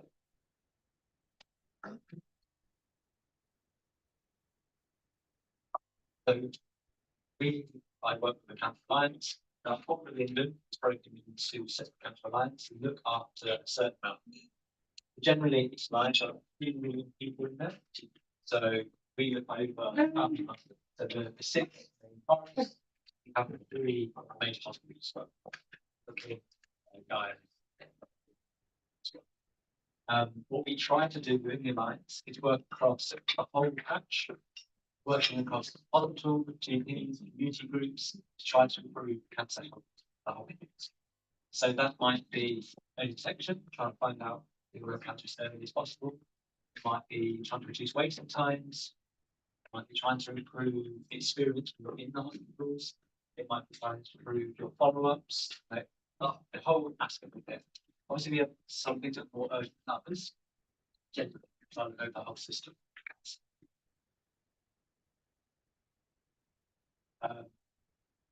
I just want to share a bit about our population diversity as well. We in South London are one of the most diverse areas within England. You can see the difference between South London and South England. We have a far larger black population. The reason I'm just saying this now is because our black population have a certain need for cancer, especially breast cancer, when we're really aware that women come into hospital with later stage disease, so it's more advanced subtypes, and they have different needs as well. So part of the work we're doing here is to try to make sure we are aware of that need, the difference, and try to change the system to set up a population.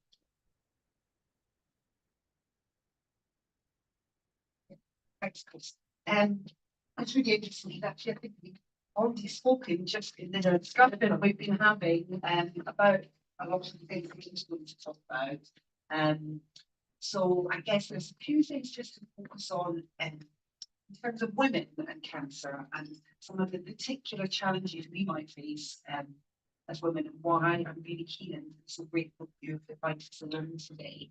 And for me, it's really about empowering each other, and we do that through spreading knowledge and hearing each other's experiences and points of view. And that's really one of the most powerful things we can do as women.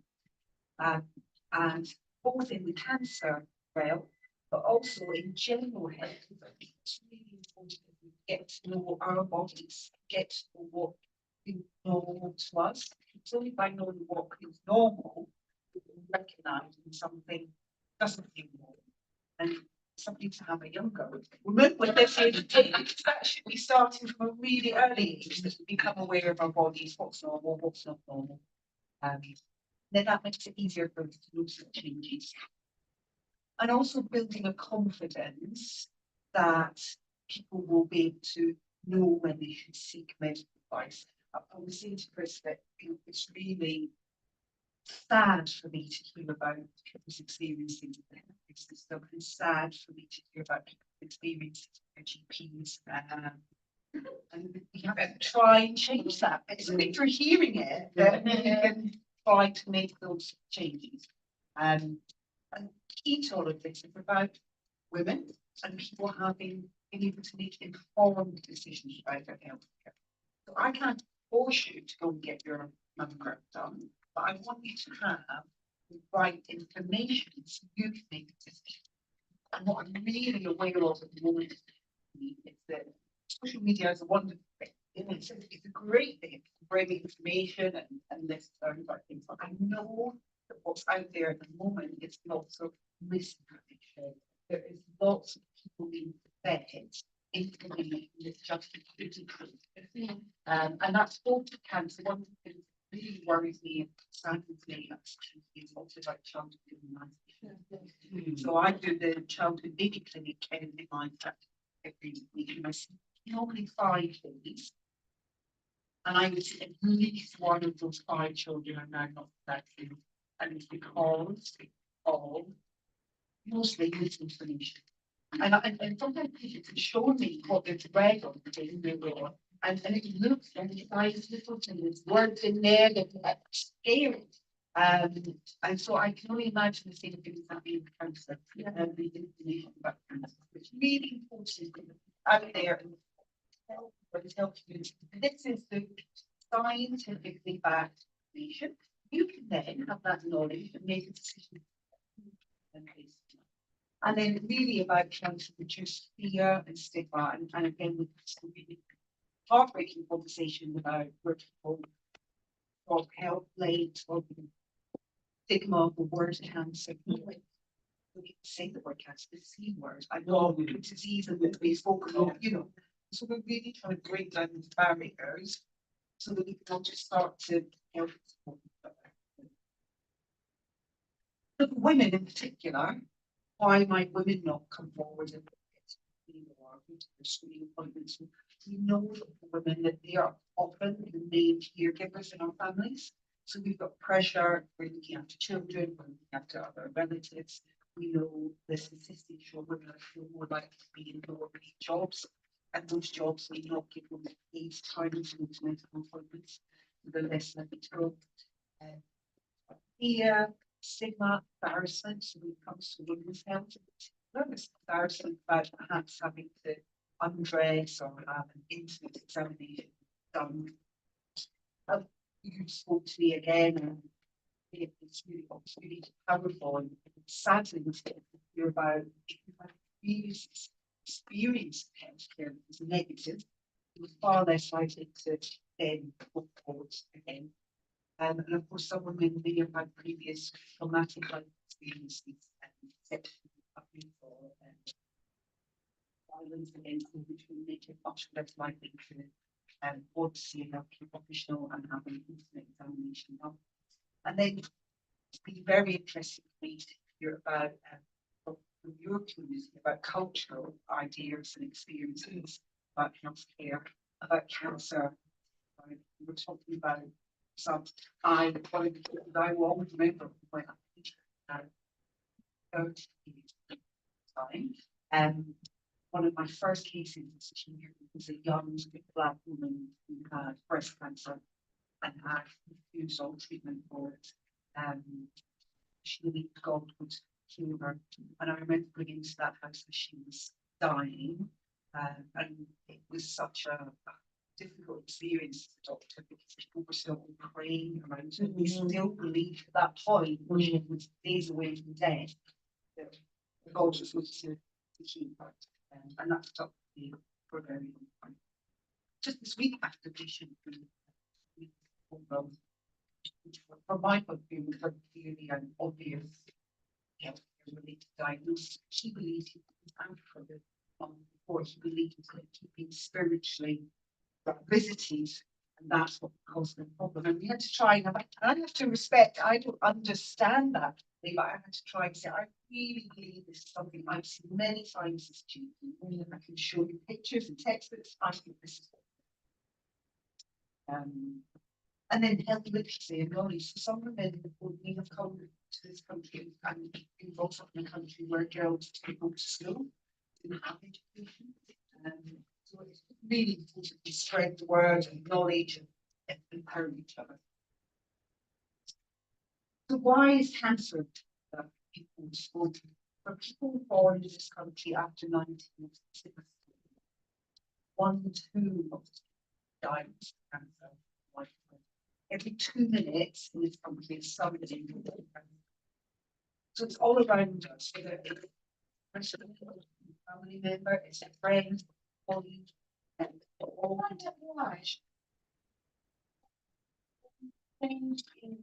well, I think one of the things that are happening is that we're living longer, and so cancer is far more likely to most cancers as you get older. And because we've from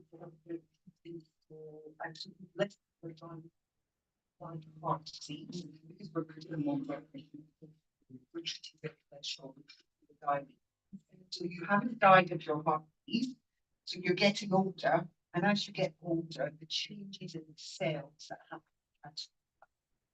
And it's probably more complicated than that, because some other cancers where the rates are increasing, we think that's because of other factors, things like growth rate, these all the risk factors. So we've seen some cancers increase in but and other cancers really interesting. But basically, I guess you're only stable to just got 1 in 2 of us, so it's diagnosis. That's why.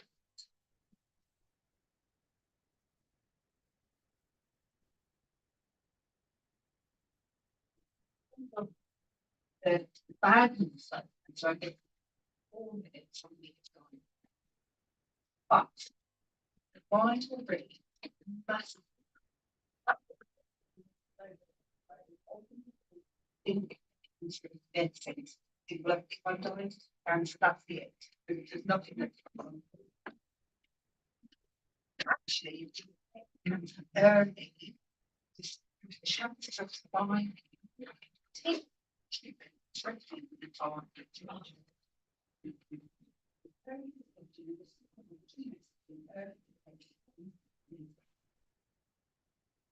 Let's think about actually preventing. We think that probably all today we actually prevent lifestyle.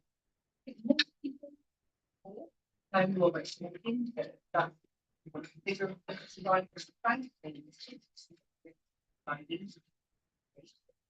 some of the things that was actually control. And breast cancer. Breast cancer, then probably people that have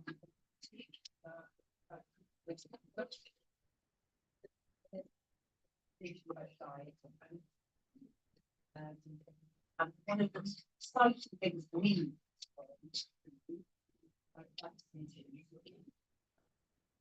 and I think it's just at the beginning when it comes to vaccination. So, seeing people see the whole cancer world change beyond recognition of the disease and difficult to use vaccination.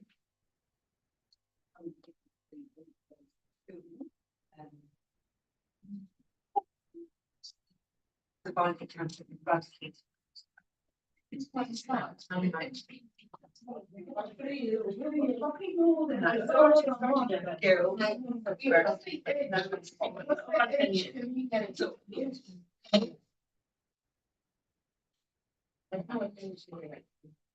you have to go first.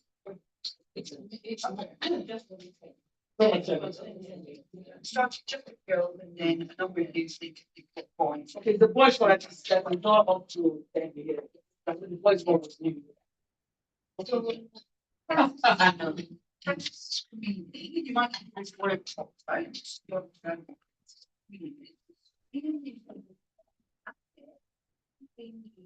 instead that either might become cancer or at such an early stage that you perhaps one of the things we've asked people about why do people go for their survival screening with breast screening. I mean, you must put that going forward. If we pick it up early, but much more maybe less breast cancer, really early, love, late, very breast, early,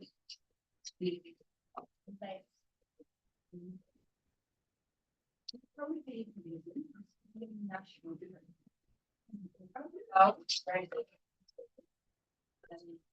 We're not talking about lung cancer screening, that likely to become the fourth program. And so I think the range that has been brought down and so getting the advice that's working on your five school lung cancer.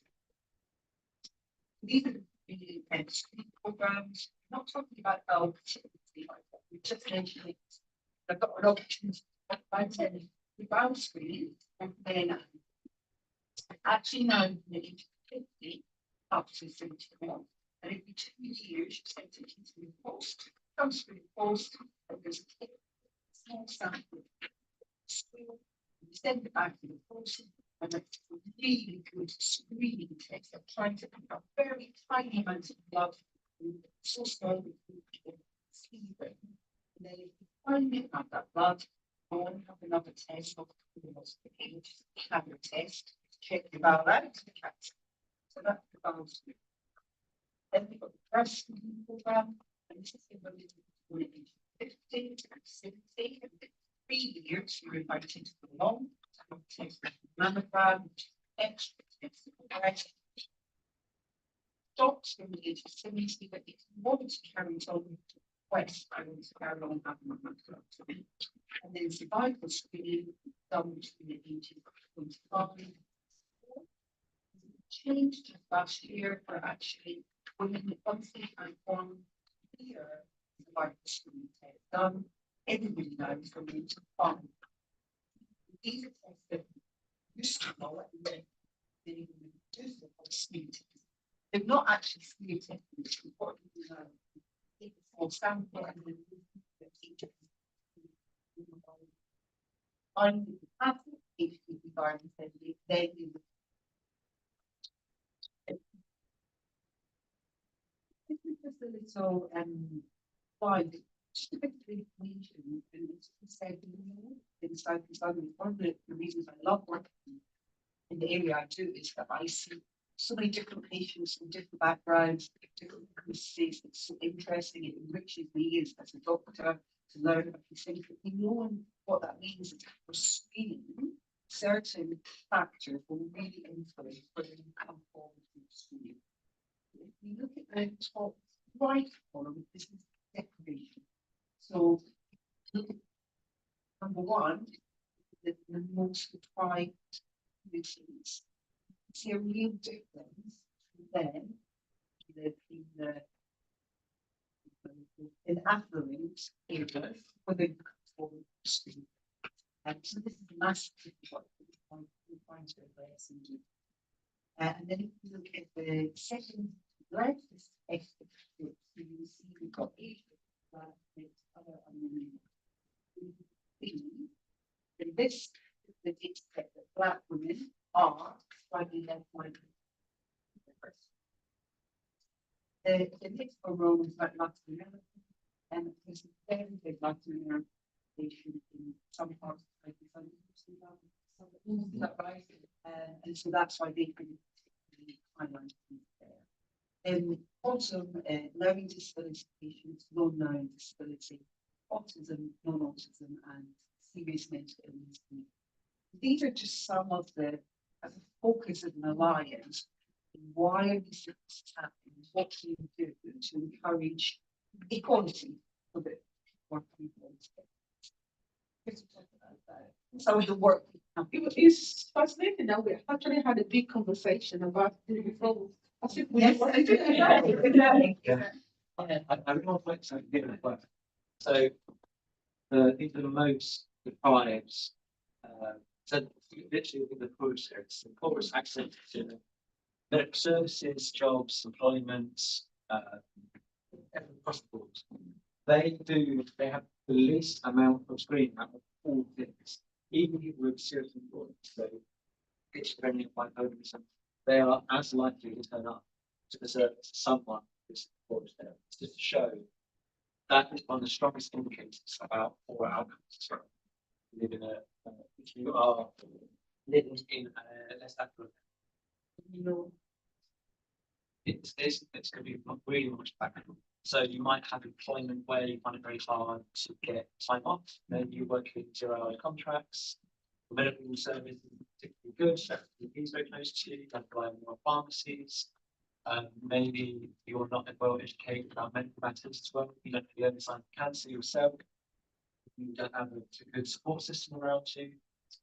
So, and all these reasons pile up to make it harder for you to get early diagnosis of cancer. and people from the private area, health is not their priority. Exactly. Yes. So if you're, because I've seen everybody here work with a lot of family. Health, even though they are sick and they're dying, that is not their priority. Their priority is to get a roof under their head, is to be able to feed their children. Their priority is to be able to pay their bills. So health is not important to them, and they don't see that something that it should be. And even up to now, saying something that in a month I've not gone to the GP. Is that okay? Even though I know I'm not really fine. They don't say that. And then that information now pass because your children don't see you going to the GP. The children will not see. So it will not become like a generational thing. If your children never take you go to the GP, or they say I'm sick, they see you go and buy paracetamol. From where your children go up to, when they're sick, they'll look for paracetamol. So over the years, I've seen it with families. So the children actually just pick for what they're going to. Yeah. And they're I'll show you a graph in the end of my bits, but it shows the difference in screen uptake between different viruses. So there's a big divide between the more affluent virus and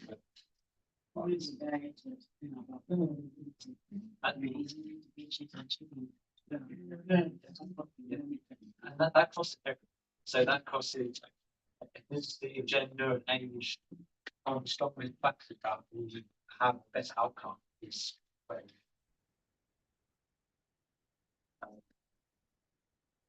so I just want to share some of my previous work and just so you're aware about part of this slide today.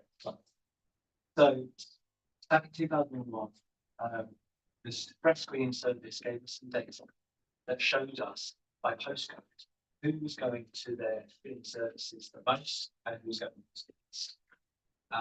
We looked at that overlaid different bits of information. So about age, about invasion, about ethnicity, and so forth.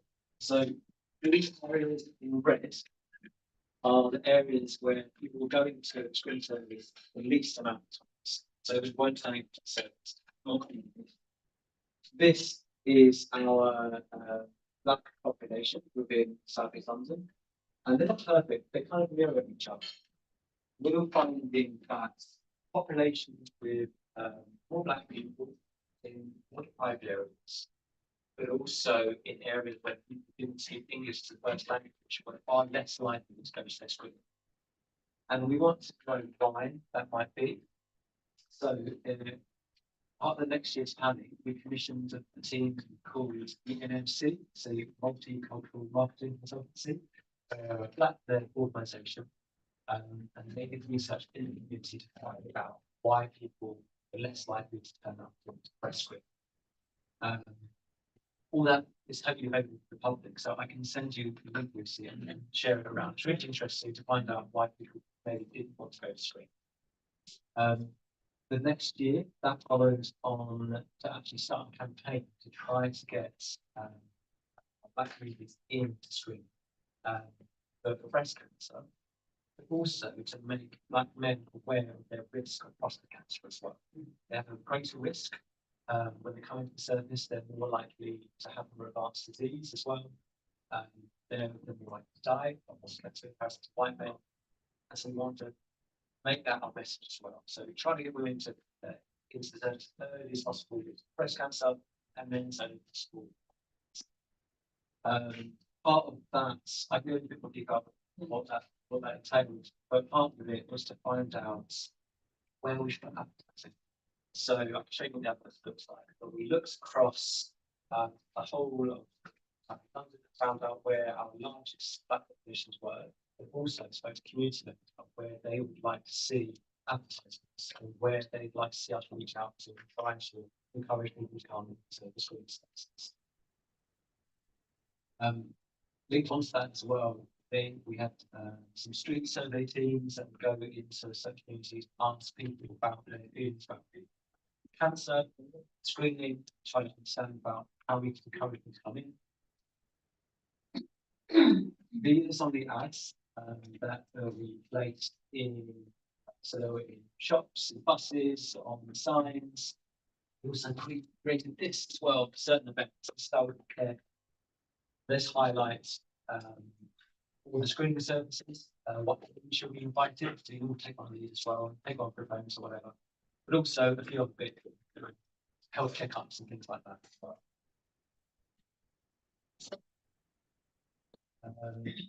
We use lots of community spaces, for example, local shops, spaces to work. Also, we did a launch event in Morning's department store as well, Brixton, and radio shows, just to get the message out there as far as why it's really good. Some of the things we learned, some of the things we learned was that what we discussed here today about the lack of trust when it comes to GPs, but also NHS as a whole. But many people still saying that they thought the NHS had some credibility. Lots of people appreciate it that we worked with the community to make a campaign. Lots of people felt there was a knowledge gap to come to screening, but we're trying to work towards to learning more. And also they felt there was awareness that younger people were becoming more aware of cancer, and younger people actually, there's a global trend for younger people starting to be more likely to get cancer. But also people being aware about family trends and potential as well.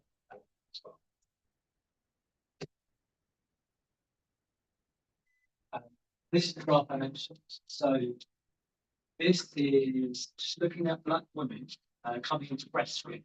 So that's from about 2021. That's about now. So over time, you can see more and more people going into their screening. So we started really low, say at Southwark, about 40% in 2021 going into screening. As we come up here, it's plus 50. So we're seeing loads more people coming to screening. And I think it's important to point out the generally breast screening, the rates are going up for all women, but the gap between white women and black women is getting smaller. So they're getting closer to, so I think about that point, the gap between white women and black women coming to service was about 12%. There it's about 7%. So the marginally difference between the two population groups gets smaller. So it's not that, hopefully it's that campaign and the other work going on that beneficial, seeing more people engage with this screening to come in. But I'd also like to say all the screening wouldn't happen unless people sign up to their GP as well. So make sure that if you know anyone out there that isn't signed up to their GP, they'll never get a screening appointment. So make sure they do. Screening hopefully turn on to them as well. So pass back. But any questions? You know what you're talking about people, because I know in Greenwich we have a very high population of migrants that are not undocumented migrants. And I know there was a time Public Health did this serious conference and said, even though you're undocumented, you can go to your GP and register. But that campaign has swelled down. So people, and we have a lot of new arrivals. with Malaysia, up to Borough Central. But I've not seen that. It would be nice to see if the cancer awareness will work alongside with the registering with GP. Because if you don't register, you don't get appointment. And again, bearing it in mind that there's some people that has arrived maybe through the care system, through the COS, or through the skilled migrant thing, that might have cancer but has not been diagnosed back home because there's no system to show to you can't even afford it. But they've not come into the UK. And there should be a strong campaign. If you're a new arrival, if you fall within that age, seriously go for a test because you are new in the system. I don't think the GP, because there's some that are even going in the system, GP has not called us. Talk more of the ones that are just coming and they're not even actually had the time to even go and register. Or even when they were registered, they are facing because some of them are taking loan to pay for their visa to come in. They are working neck and neck to see that they pay that bill back. They are trying to meet ends meet because all this, I know some people don't like talk about this. Me, that's my job. Those difficult conversation, I'll raise it because I see them every day. So would there be with this campaign also enlightening this area that there's a new arrival in this country where Greenwich have a very high percentage of them? Would they be actually speaking to them, letting them know that they need to go for that screening? Because most of them are advanced. Because most of the people that came recently now, I'm sure there are some of them are between 40, 50, 50 years. So they have family. Will you be with the GP be raising that awareness? They need, as they come to register, look at the age, put it in their system and say this person has come, or in next 2 years, this person has to go. Because these are all the things that is being not, I would not say they ignore it or maybe just not put it into consideration. Before you know, then you have this high population of people. Because then you will have NHS will face crisis. Then you have maybe in 5, 10 years time, many people are having second stage, third stage cancer. If no awareness is made around it, why would we do this campaign? No, I think it's an interesting point. Certainly, I mean, in my practice, when somebody registers, that's one of the things that are the people that register and will look through and see, okay, at what age are they? If they're the age of a like screening, we can check the system when that's done. If it's not been done, we send them an invite at that point. And we also, people who don't go to their breast screening appointments, we contact them and say where to go, but it doesn't happen in any sense. That's the job. Sorry, but what I'm trying to say is Lucy's point. What she's trying to say is that there are people who have actually come into this country like that, that's what you're saying. They won't have the access to our NHS. They will not even have the ability to register all the GP for right to speak to them because they are not registered to be part of the mainstream or the stream that is coming whichever way they will come. So we have to demarcate the immigration rules and the GP practice and our NHS. They have to pay NI, and now they want to access the service. They will access it through emergencies like they're stage 3 now. They have no choice, and they've worked so hard. They check into the hospital, and they are lying in the hospital bed. Where's your national insurance? We don't have it, and these are many, and they are taking out what we have.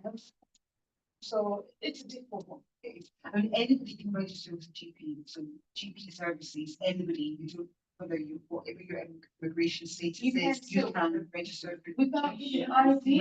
That's all jumping the case. That's right. right. That's not the case. But that was the case. During COVID, that came out. Right. No. It was No. As long as you have any ID. Yeah, generally you want to have some ID, but actually you can do it online now. And using BGP practices ask for proof of your identity. Oh, so anyone can register even if you're illegal. If you came in and came to me and said that and you didn't have the phrase public resource. Yeah. No, I said no, you for all the GP things. So I will still treat your diabetes, your hypertension, but if you then said, I think I need my hip replaced, that then is an issue between the hospital and that's when. Okay. We get that for general practice services. Anybody Anyone you can register your GP. So if that message isn't going out. Not very much. Yeah, and we're not, please, Dave, you know, I do ask, are you being or are you ending? That's not my head, so they're scared. You guys have some online. Please, now, Anyway, it doesn't have to be near the anymore. yeah. I need to tell people now, Mm.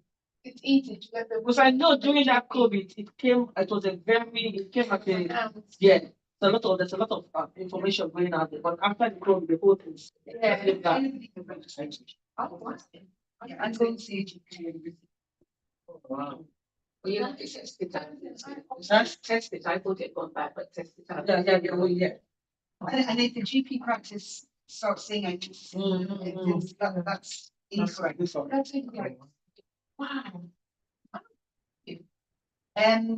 So we just have to coming back against some of the interesting things. So this is about cervical screening coverage. And again, you can see the fact of the deprivation is happening on the uptake. Interestingly, and I don't know the reason for this, but in terms of uptake of cervical screening, Black women attend slightly more than other women. And so I don't know why it's different for cervical and breast. Yeah, because it's, after, because with the cervical, after you had the baby, you had this nurturing and a lecture from the midwife, from the head visitor. I think when it comes to our community, the information has to go like this. You have to constantly be like your mom talking to you. Yes. So we've had that communication from the midwife. We've had the communication from the head visitor that visits. And then sometimes when you're going for immunization with all the children, all this question is being asked. So once it comes in, because it's got to do with better. And once it comes in, people go. Yeah. So maybe they have to apply the same. Whoever is giving that information for people about should also be measuring the breast cancer. Yes. So it should not be an isolated cases. Yeah. They have to be a holistic approach. Yeah. So breast cancer. What is breast cancer? Well, all cancers are abnormal growths of cells. So cells multiply in an abnormal way and then they form a tumor. And obviously breast cancer is a tumor within breast tissue. It's the most common female cancer and it's the second most common cause of cancer death in females. 99% happen in females. Just an interesting factor to spread amongst your men folk is that actually men can also get breast cancer. It's really rare, but if a man develops a strange lump in their chest, the men do have breast tissue. And then they the GP about that.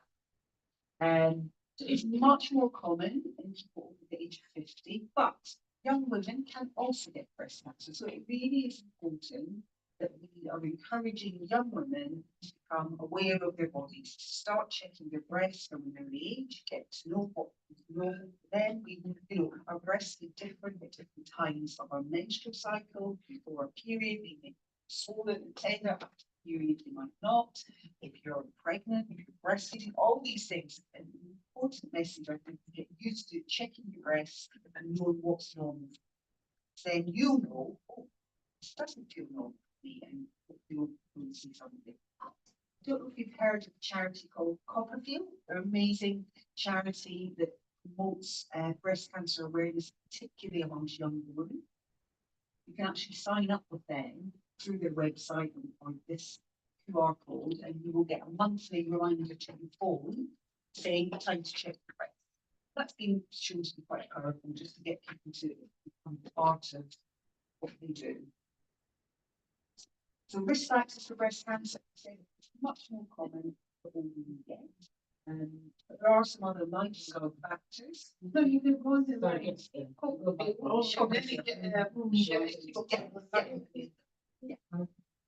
And so being overweight, drinking alcohol, and having a non-active lifestyle, these are all factors.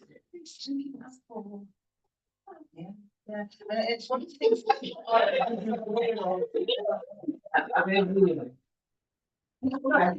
Not breast cancer, where we have such alcohol or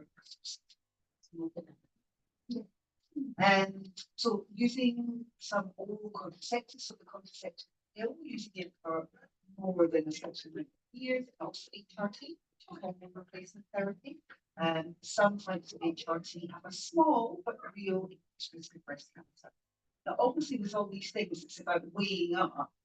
Because for some women, HRT just is a life-changing medicine because they've had such terrible symptoms. And it's weighing up the risk, a small risk of increased breast cancer against, actually, I want to be able to go to work, I want to be able to live my life, I want to be able to get to sleep, and HRT is the thing that helps me do that. And then, of course, there's genetics, where we're talking a bit about family history, weren't we?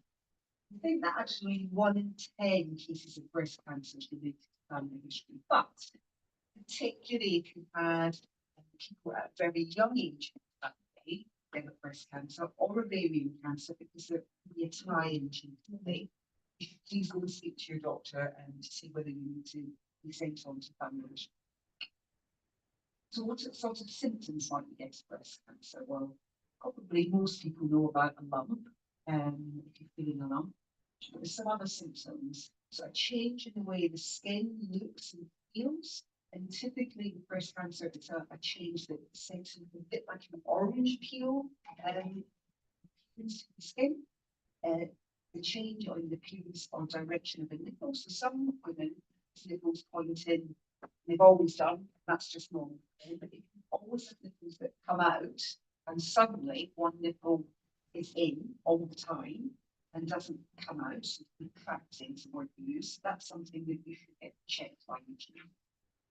Discharge from one or both of your nipples, obviously that might happen while you're breastfeeding or while after you're breastfeeding, but if suddenly that starts happening and you're not breastfeeding, again, we want to see you. Or a rash and redness around your skin or around the nipple.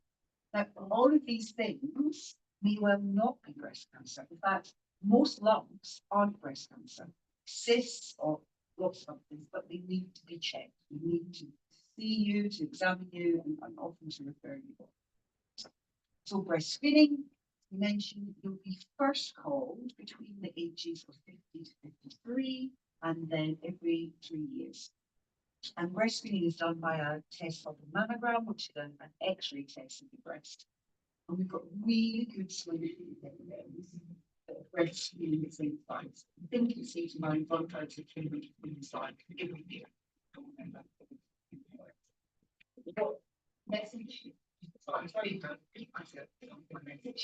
but even though you're going to breastfeeding, it's still really important to know everything happening.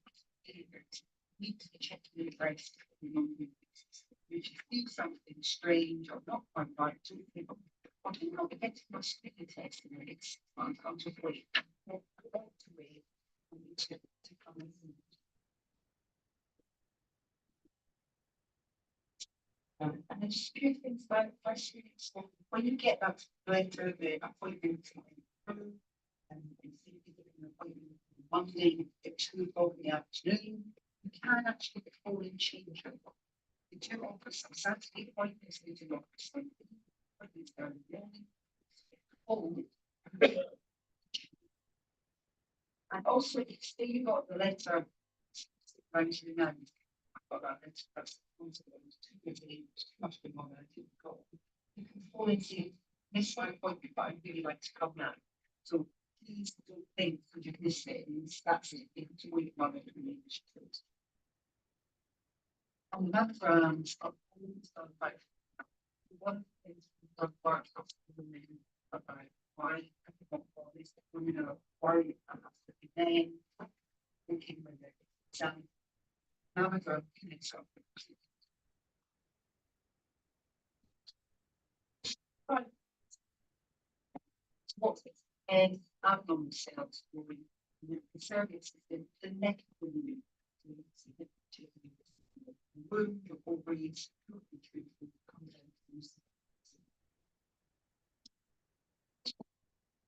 almost all spine cancers are caused by this HPV abnormal virus.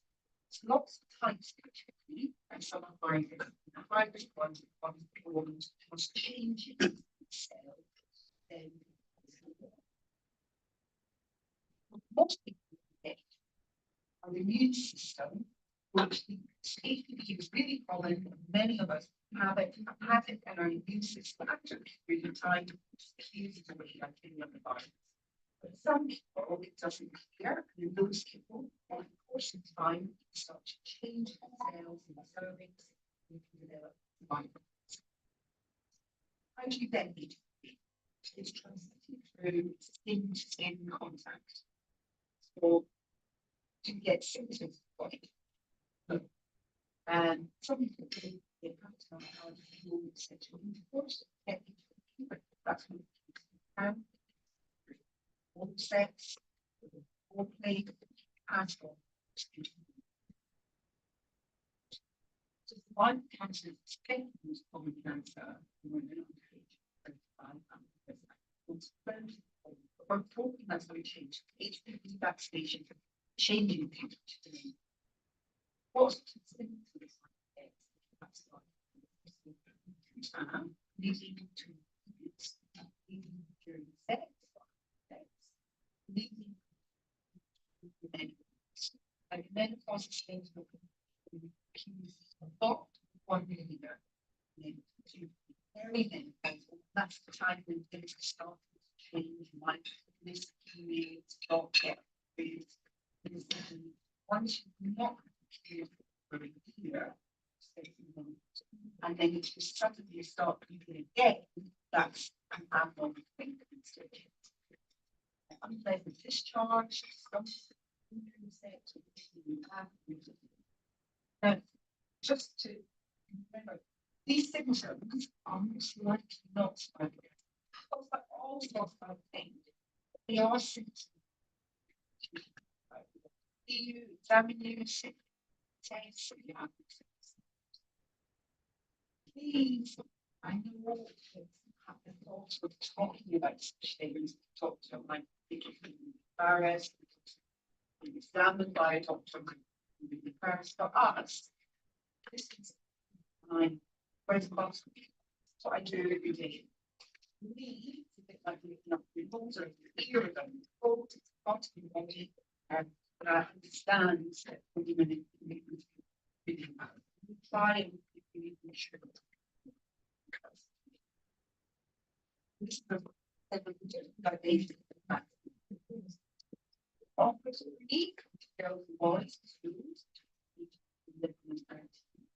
and I think that what we do there's also some important stuff about breastfeeding is actually something that comes from the country basis where we think it's interesting in these services. We use something to thought with breastfeeding, but you actually eat that. We might use vaccination. It's all in any case to get those messages right. And if that takes against some of the types of rights like cancer, other conditions up to 2 years. Here's the dates actually. Years 2018 and to all its 20. Interestingly, we're not talking about hey, but boys are about what did you say? Women against now are seeing vaccine protection against some other cancers. Anal cancer, some cancers in the rectum, cancers in the head, neck, the mouth. So this is really exciting. We've never had a vaccination against cancer before. And as I say, I think we've seen this sort of work just transform cancer. But for now, young people are offered HPV vaccination. We really encourage you to get it. If you miss it at school, you can get it done at any age. Not until 25 women. okay. Men and boys, it's the age of about 9 to 20. But that would hopefully change. So we'll hopefully see both men and women again to have it up to 25. The game by from there, we have up to the age of 40.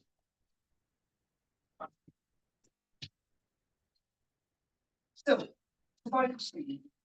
So you will be sent an invitation and automatically years, and that will start from the age of 25. You might get the first invite a few months before you turn 25, and then you'll be invited to into some teaching practice at that time.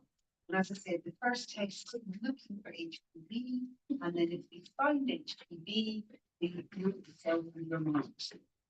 Yes, testing for cancer, testing first for HPV, and second for changes if there are.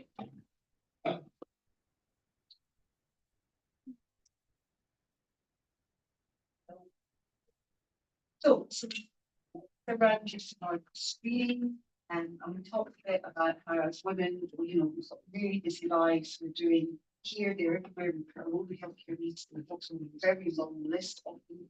And in GP practice, many practices will offer spine screening on Saturdays and late evening appointments and then morning appointments. If I think it's question, right, 10 minutes. Yeah. Yes. Feeling worried, feeling scared, asked, you're a nurse or questions. What to, I would say 95 practice nursing practice are there. We have a particular one for you. I always check the section. Can I just check the nursing?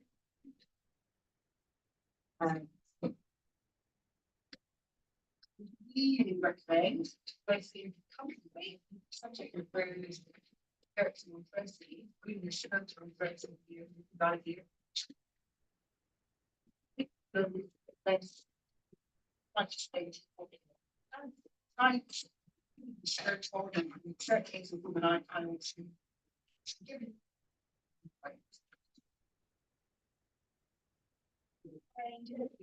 working for your friends, relative with you. That respect them, that's the instrument to be sciences. And you can be worried on your previous week and some it was trying this morning was like sometimes that will work. You're able to get the right view and sometimes and then there are some really fantastic things out there for particularly from violence, sexual violence, them want to really I think there's an amazing thing that really prefer to have that conversation between staff and then also the plan and finally there's presentation. It's about their experience.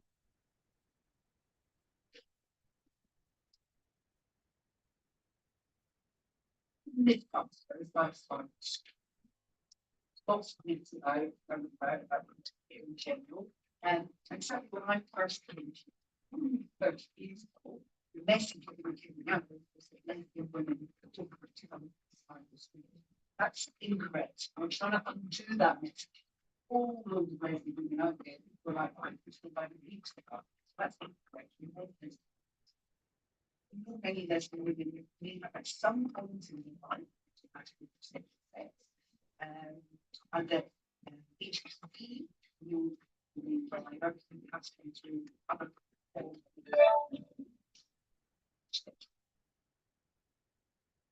one of the things that sadly is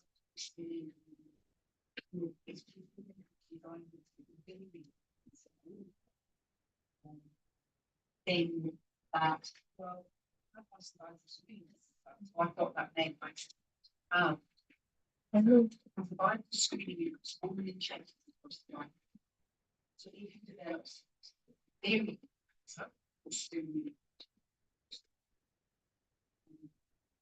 so what it's very again it's one of the biggest concerns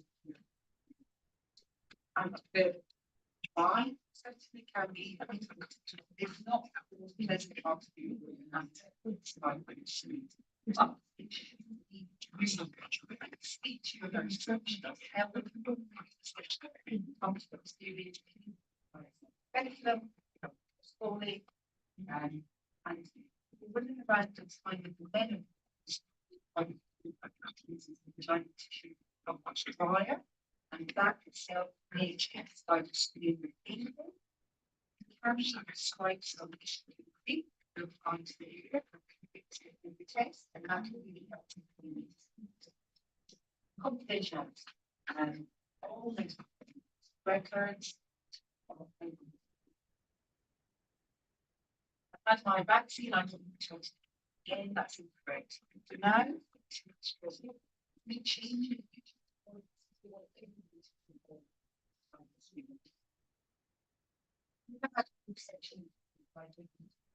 Again, incorrect. Instead, it will be spread, all sets by all plate, still be.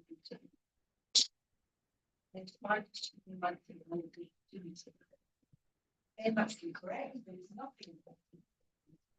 Other than so, just to sum up, I guess what my main message would be excellent reward. And to always early diagnosis doesn't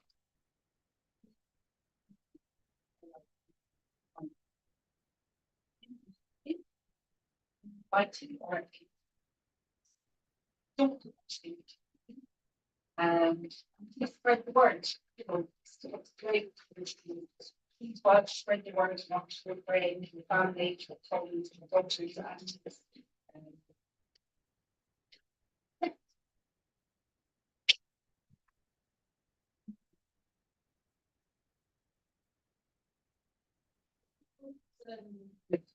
if I can answer or make comments, I think express it might have been interesting as well. But I thought I was going to carry because I know it's like a little presentation. This is all killing a little bit. And what it is for me, I think that in terms of implementing healthcare, it's about holistically. We deal with one hand. If I do it as a second top with this finger and then if I do it with this finger, I need another treatment, which just doesn't make sense. So I think it's more holistic when we look at the person, lifestyle, what's going on there, etc. between the individual. And after that, this process of it's back to one told, it's cancer, and you just think it's a picture of something and not. And then I'm trying to get an appointment can take forever. I'm not saying that's my duty. So I tend to say, well, I'm registered with the GP, I don't trust the service a lot. And then I had my children, appointments and so on, stuff with so on, once I have children, unless I've got something, which means it's the judgment call to do what you said here, the judgment call back to think you're on web to go to the doctor. But then another judgment call is I've got time to I know for the top follow trying to get through. And after 8:30, when you need to every time, you need to get through to each other. Then you get through, I can't make an appointment for like 3:30, or I can't make an appointment for the future with us bring again the next day. You just sort of think of forget it. So this is it. Negates against the feeling empowered.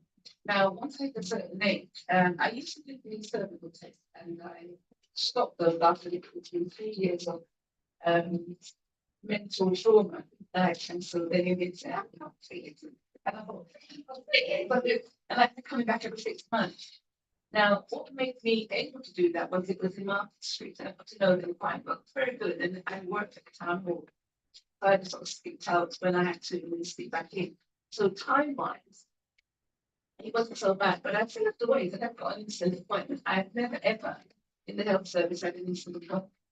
So going back to what you're saying about wealth and things like that, if I had the wealth and I was seeing Dr. Harley Street or wherever, I'm sure when I went in, I would be looked after, I'd be served with the tea, and give me whiskey or something, like or not or something. You know, you get all this treatment, which is completely different. And then I've got the time of day to spend the whole day like going to a spa or something. So it's completely different.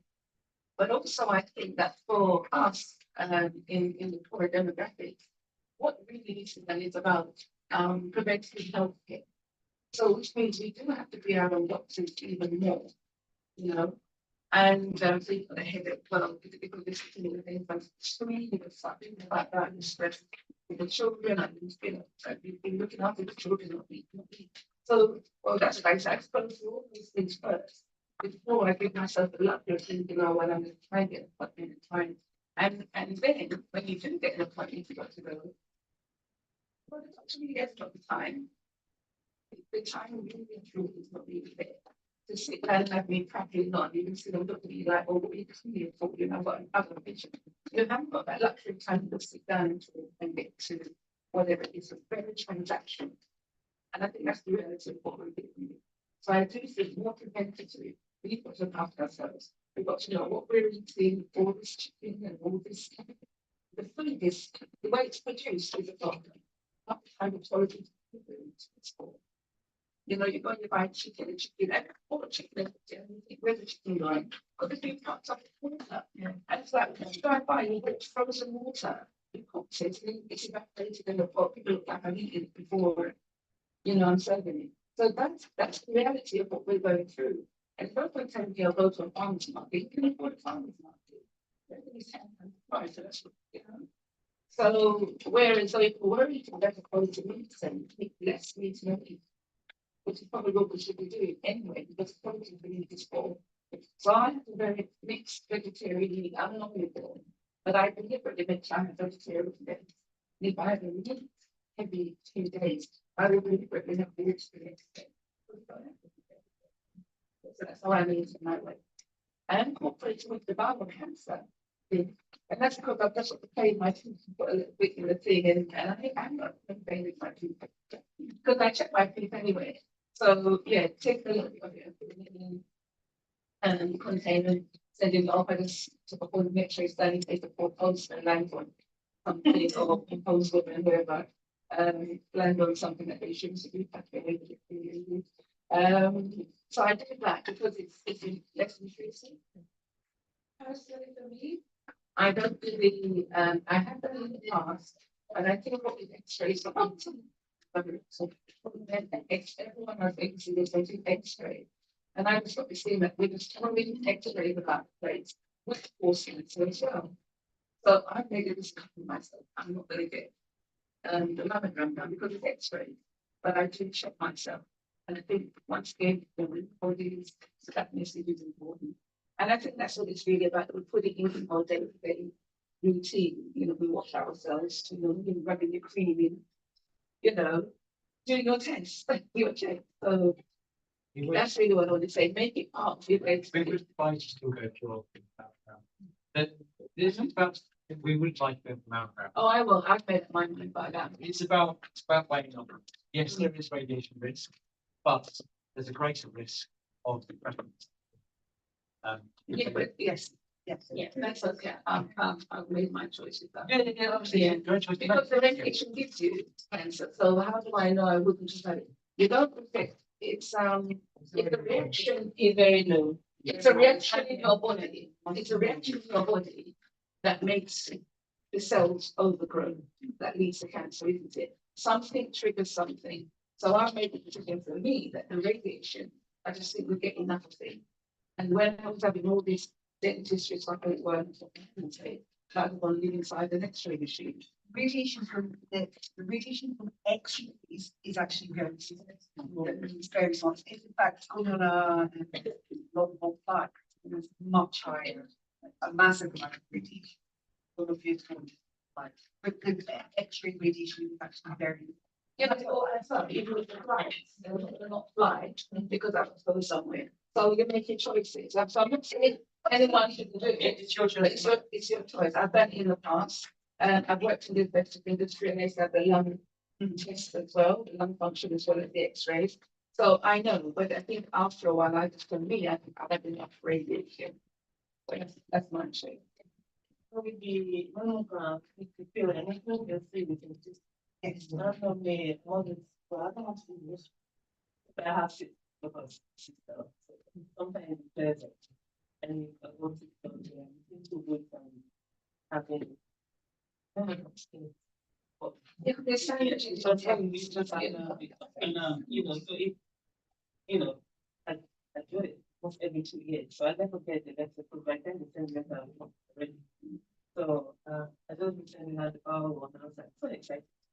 Put it quickly, put it in the post and send it off. But that's So, great yeah. that you're doing that because Yeah. we know that in some in mid-season community there's very who and you don't want to talk about who or about or but actually that's the tip of the game that you see your life. Yeah, because there was a guy, an elderly man, and about 2 years ago, so 2.9 years ago, screening basically. If man tried to say, what are you here for? To see that you have done it, I just told him, and when he went to, you normally get through the post, so this was the last one. And he did it. It was the last time he did it, and we now found out.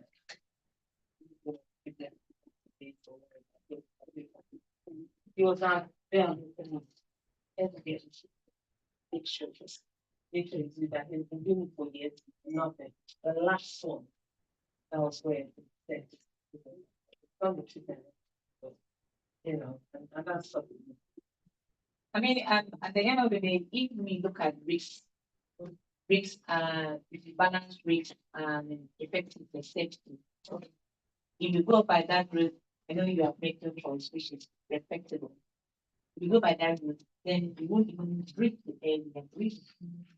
Well, no, Because, no, I think you heard what I said. why I'm saying It's that, not a total experience that I've come to a point where I'm really getting sick. So I've done it in the past. It's not about not breathing the air, and there is a risk breathing the air depending on where you live. yeah, Because the air can be contaminated. why I'm saying that is, if you are in a hospital and you have to be given oxygen, if that oxygen is not regulated, even the water you drink is not being regulated. I've seen it quite a few patients also. But they are sick, drinking. Their sodium just dropped down to the bottom. Why? Because they are drinking too much water than what they should drink. So if we are looking at safety issues, I'm not saying that nobody should have their choices, but if you're looking at safety issues, then we won't even do anything with that. So I think the thing to remember about a breast screening program is that some very, very clever scientists yeah, have run these numbers and data and, you know, they know the benefit outweighs the risk, or they definitely how much the screening program. So they've looked at the risks in that environment. Now that you mentioned that, I'd just like to be clear. My name is Dr. Taylor. I'm actually a clinical research scientist and I specialize in oncology. Okay. I came because she is a member of our women's band and I wanted to support her. So I've been listening very keenly to the Okay, I hope you find it Yeah, interesting. yeah. I think some of the discussions that you raised here and the points about awareness, it's similar sort of to what we see in terms of clinical research patients or potential participants come and participate trials. So I think one of the good ideas that you raised up is about creating more awareness within the churches with a lot of black people we attend churches and catching them just by after the mass. I think that can help with this The official one is gonna be 8th of March. So we're doing it on the side with International Women's Day. Okay. So it's gonna be 8th of March. So we focus on Father after the mass. And Father is very keen. It's very really happy for it to happen in the church. So after the mass, we got a roast it on the 8th of them. I just want to say something. I don't know if you're talking about Can I ask some questions to the group as well? you also We have, someone is speaking. we haven't mentioned anything about FGM and cervical screening. That's something that affects you with cervical.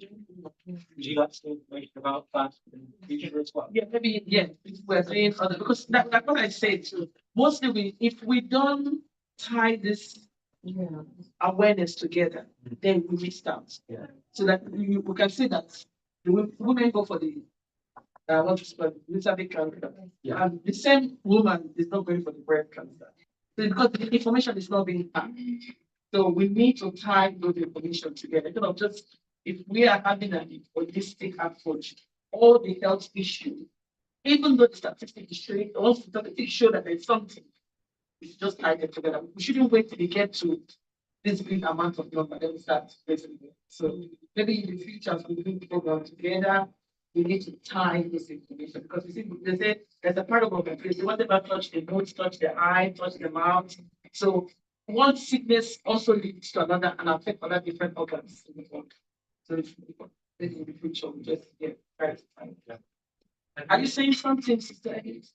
No, no. Okay. I was going to share. Okay. Some years back, I used to know. So what? Sorry, one second. I was just saying, some years back, about 5 years, I think, I went to the lump on my left brain, left brain. So I went to the GP straight to that. So I saw it, I was doing all of that. I saw it, I went straight to the GP, she checked me, like, if I'm going to it's a very scary thing when you hear that. I know a lot of people don't want to hear, but if I was apprehensive about it, but when I went for the test, I'm getting to that space when you go in there, it's very serene, kind of somehow. But as I said before, I felt that my faith, my mouth faith, which means my faith kept me. So I was just praying and all of that. I went through that process.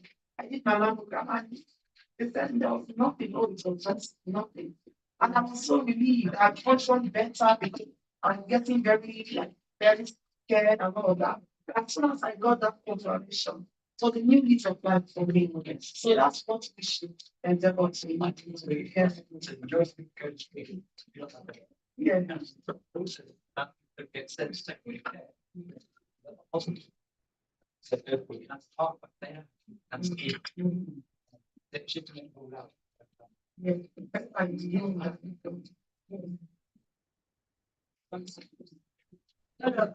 just want to say big thank you to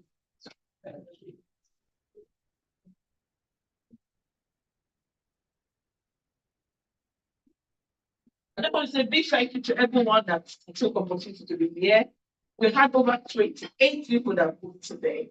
I know I've gotten some messages, some of them they are having something or you got to talk about traffic. But over the years, the networking our networking is always impactful. So of it that been here.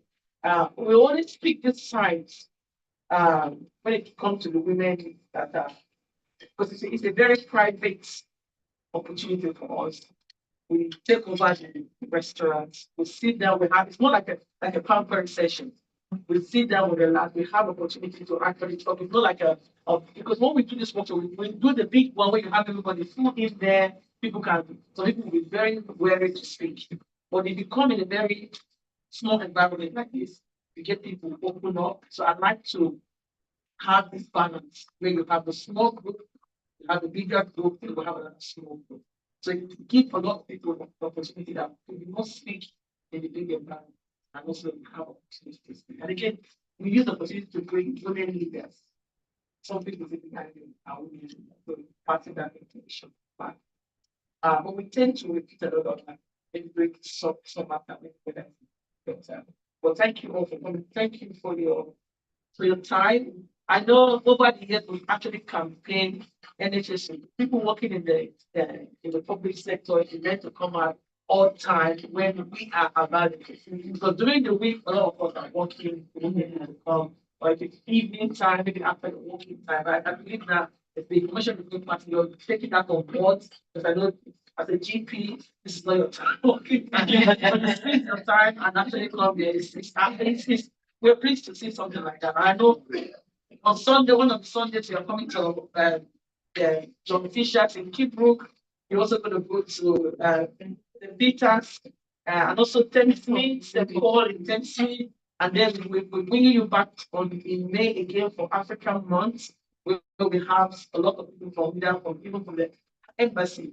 As much as we want to have this conversation with people living in UK, like I said to you, there needs to be a partnership with Africa and the Caribbean community because that's where the message needs to happen. So once the message is being go in there, as people migrate here, it's something. The information is already there. So there's a two-way communication from here and from people back. They are telling you this is what is happening. Pick it up. So that we have not just a healthy inland, but a healthy world. Because if we have a healthy world, then we have a peaceful world, isn't it? And then the money that we're thinking that we are complaining of spending, we don't spend it anymore because the awareness is there and people are doing what they're supposed to do. So thank you all for actually coming. I know that we are due to go.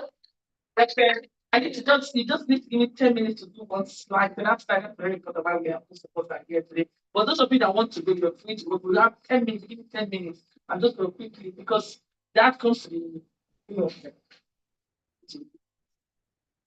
And the sheets are being took. Yeah, there's one of that. It's already done.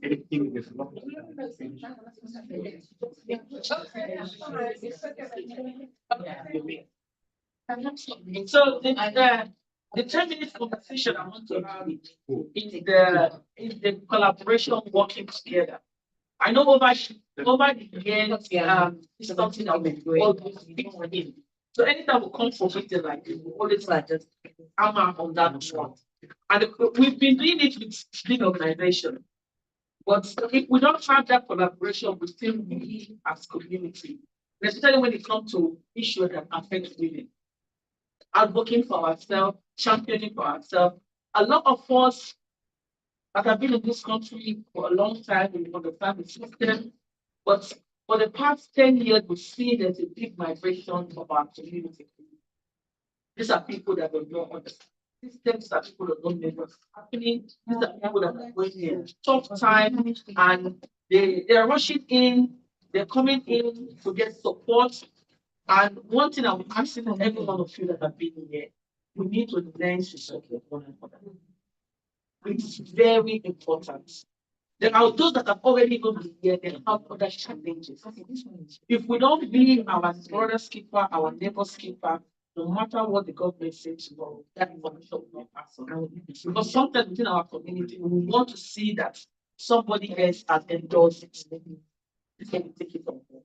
If we not see people in our community endorse it, we will not take it on board. So that's why I'm asking a lot of people in the system that have the opportunity to understand what the system is all about, to keep networking, to keep being our sisters keepers. Before some of you came in, I brought out an example of a role play that we attended in Central London about cancer. This family had cancer, this woman had cancer, and the only person that she had as a friend, she went to confide on the person, and the person said to her, let's keep praying, there's nothing to happen. And she didn't go for, she didn't tell her children. And this is a true life story because the Home Office actually sponsored that life story. So she had an immigration case. She didn't tell her children she was going through cancer. She was a student. She couldn't go to school. She couldn't go to work. And then the son that was recruited for county line doing drugs. Excuse me, Yeah, ladies. yeah. Can you please come and sit here so we can listen to this? So I think that they're doing something. So Sorry. the son was recruited for county line selling drugs. The daughter was also got into prostitution, and their mother could not support them anymore. And at the end of the day, the mother died. So a lot of us, some people will confide in us in the church environment, either in our community, then they have some issue. It is very important that we signpost those people to the right places. It is also very important that if someone said, I'm having problem accessing GP, that we need a helping support. I know sometimes it gets overwhelming because we also have our own issue that is bothering us. But if you cannot help that person, we always advise signpost them to the next person. I know some of the issues that affect us, some of us say confidentiality, when you tell someone something, don't want my news to be all over the places. But this is the time that we need to understand that if we don't speak out, we don't get help. It's a problem shared, it's problem solved. And we need to build that safe place for our women. I know most of the time we raise because the women are the ones that shadow everything. They even carry the men in the house, they carry the children in the house, they carry everybody. So we need to create that safe place. Whether you are in a small group, you are a church group, you are a community group, you are a meeting of friends. Always create that safe place. Always watch out for the one that doesn't speak in the group. That a lot of us will go to some of us, some people will not talk. So those ones, there's a lot of them that will not speak in the group. Watch out for them. And you as a woman leader, find opportunity to go and meet. I say, sister, I hope you're fine. Or if there's anything, my door is open. I've seen cases where I've done that, and some people have come to tell me some heavy load in their hearts. So as a leader in your community, watch out for those that don't speak out. Watch out for those that camouflage. A lot of us camouflage. We wear nice clothes, go to church, but our problem is full in the cup. So also create that opportunity and say to people, I know it is nice for us to look well. I know sometimes it's difficult for us to ask that question. Ask that difficult question within the community. Create that platform. Say, today we are coming for meeting. We pick a topic is to discuss things that is affecting us. What is it that is affecting us? I attended a meeting recently, and we're talking about our young people that is being recruited from all this. I don't know what I call it. This new church that is coming up now. That is one of them is a Spark Nation that is recruiting our young people because they are British citizens and they are taking them outside the country. We have young people using their student loan to donate money to the church. Yeah, taking their NI from them, using them to claim benefits. There's so many terrible things that is happening within this so-called church box. And some of us is affecting our children at home. We don't talk about it because we don't feel safe. But I was so surprised that in that meeting we have I think I raised it. And before you know, about 5 months there, say, this is happening to me. My daughter is also doing this. My son was also. So we need to learn, not just coming to that group and pray or come to that group and just do what we normally do, but pick a topic that will help us to raise awareness. So thank you all for this.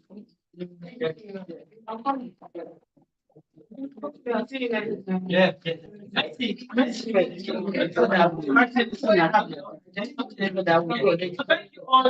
It's amazing. We go. Okay. All right. Okay, come this way. Right. I'm here. Okay.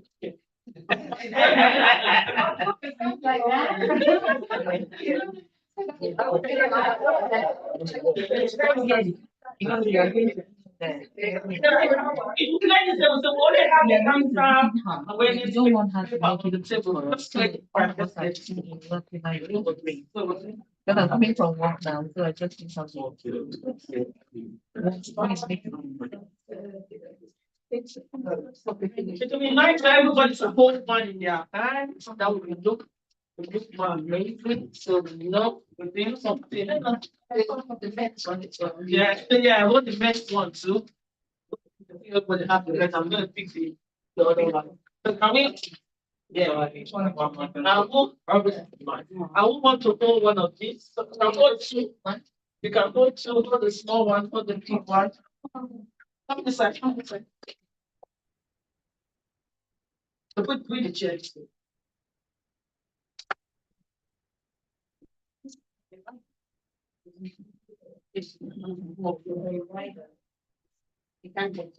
Okay. Yeah. And stand Clap something. stand on top of something. Who's on top of one chair for that side? I want to get next to you. You stand on the other. Yeah, come this side. Okay.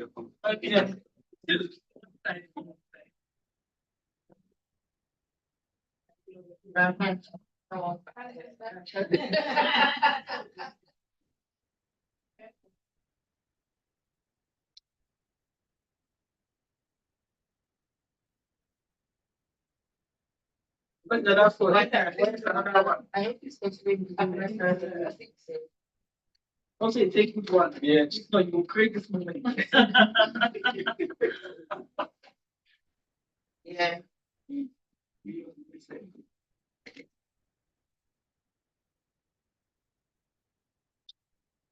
Okay, selfie. One selfie here. Everyone turn this way. Turn this way.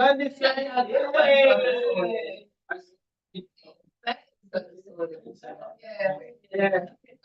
Turn this way. I can't see clearly, but I can see where it is. Yeah. Thank you very much.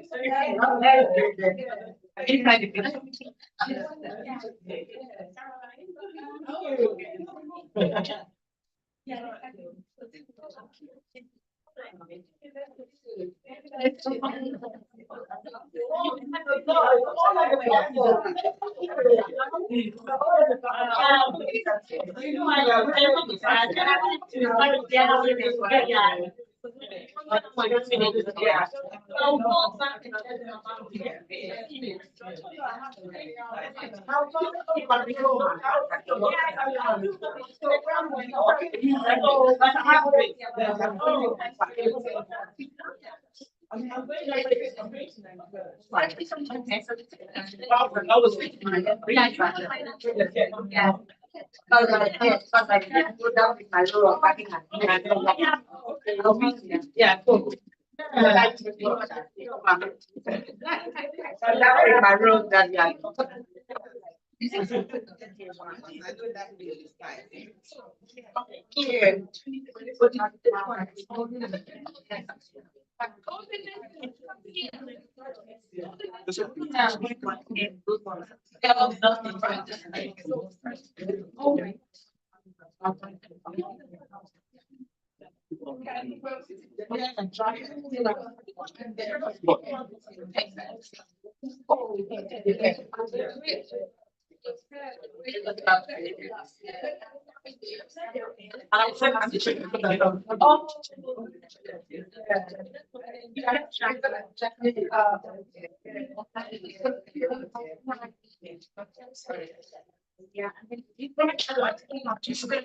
Awesome.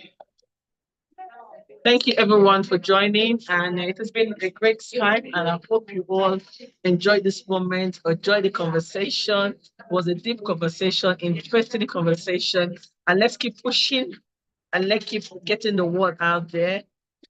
Cancer awareness is key. The screening is key. Go there and do your one. Thank you all for listening. And I